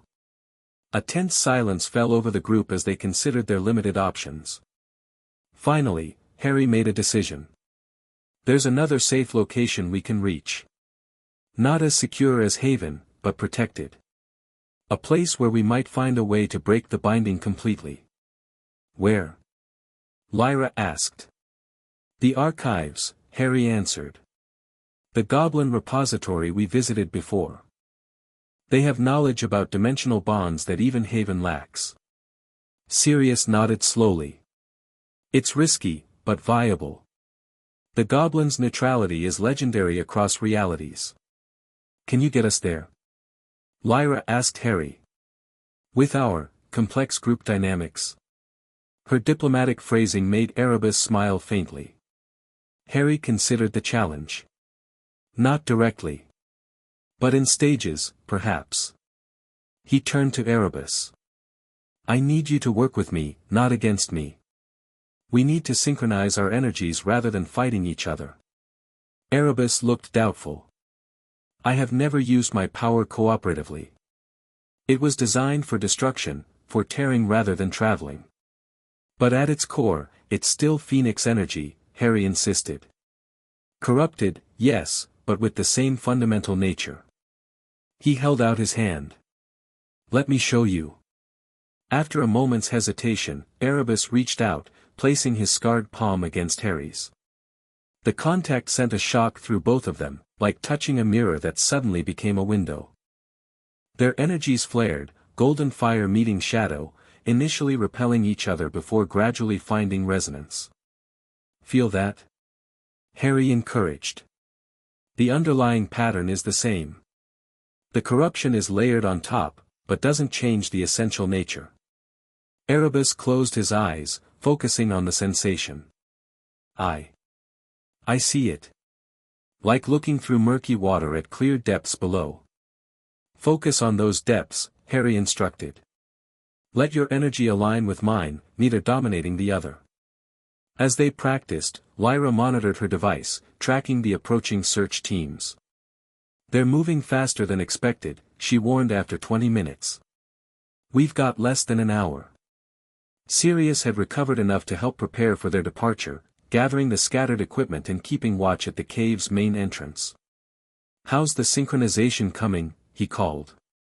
Progress, Harry replied tersely, maintaining his focus.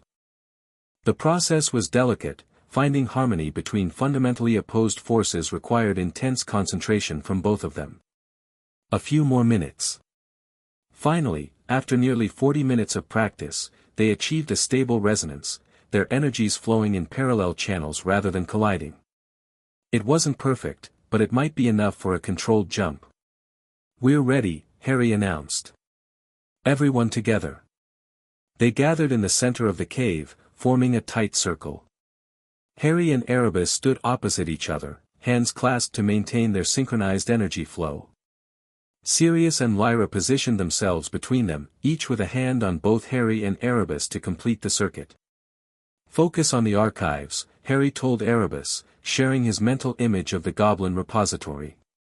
See it clearly, feel its dimensional frequency. Erebus nodded, his face taut with concentration. Together, they summoned their power, gold and shadow rising in a double helix around the group, neither dominating the other. Now, Harry whispered.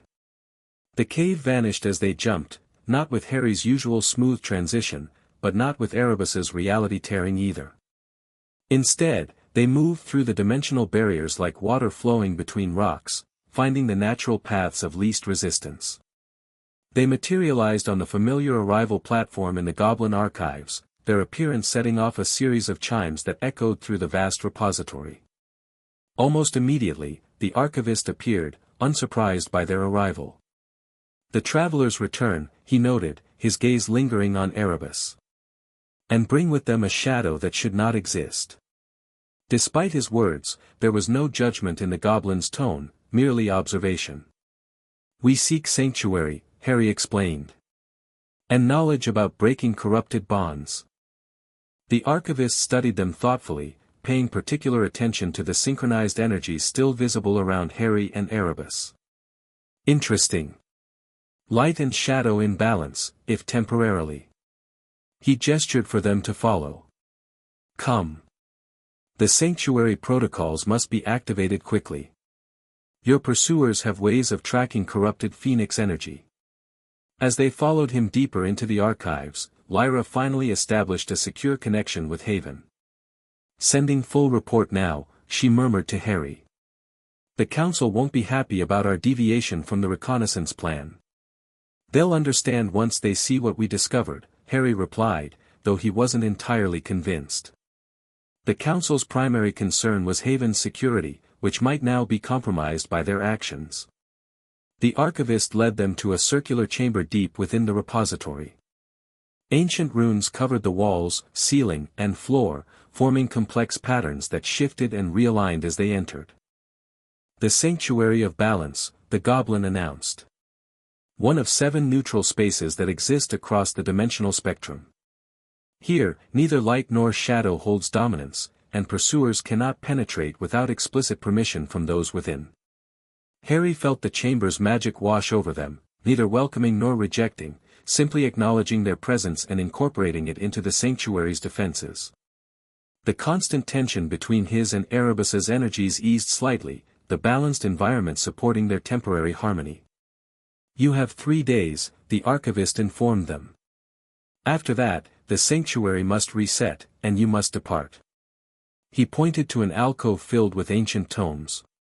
"The knowledge you seek is there. Use it wisely." With a short bow, the goblin departed, leaving them alone in the chamber. Lyra immediately began setting up their equipment, establishing more stable communications with Haven. Sirius examined the sanctuary's defenses with professional interest, identifying its strengths and potential weaknesses. Harry turned to Erebus, who stood uncertainly in the center of the chamber, looking lost amidst the ancient splendor. "We'll find the answer," he promised. "A way to break the binding without harming you." Erebus nodded, though doubt lingered in his obsidian eyes. "And if there is no such way? If the choice becomes my freedom or your safety?" The question hung between them, the moral dilemma that Harry had been avoiding since they'd first made contact. What if saving Erebus meant endangering everything Harry had built? What if the corrupted bond could never be fully cleansed? "We'll cross that bridge if we come to it," Harry replied finally. "But I won't abandon you to them again. That I promise." As they settled into the sanctuary, prepared for 3 days of intensive research and healing, Harry couldn't shake the feeling that this rescue, this connection to his shadow self, had irrevocably changed his path. Whatever came next would test not just his abilities, but his deepest convictions about responsibility, sacrifice, and the true meaning of his Phoenix bond. The moral weight of his power had never felt heavier than it did now, standing face to face with what he might have become in another life. The end. Thank you for watching this video. Please be sure to subscribe to our channel and like this video.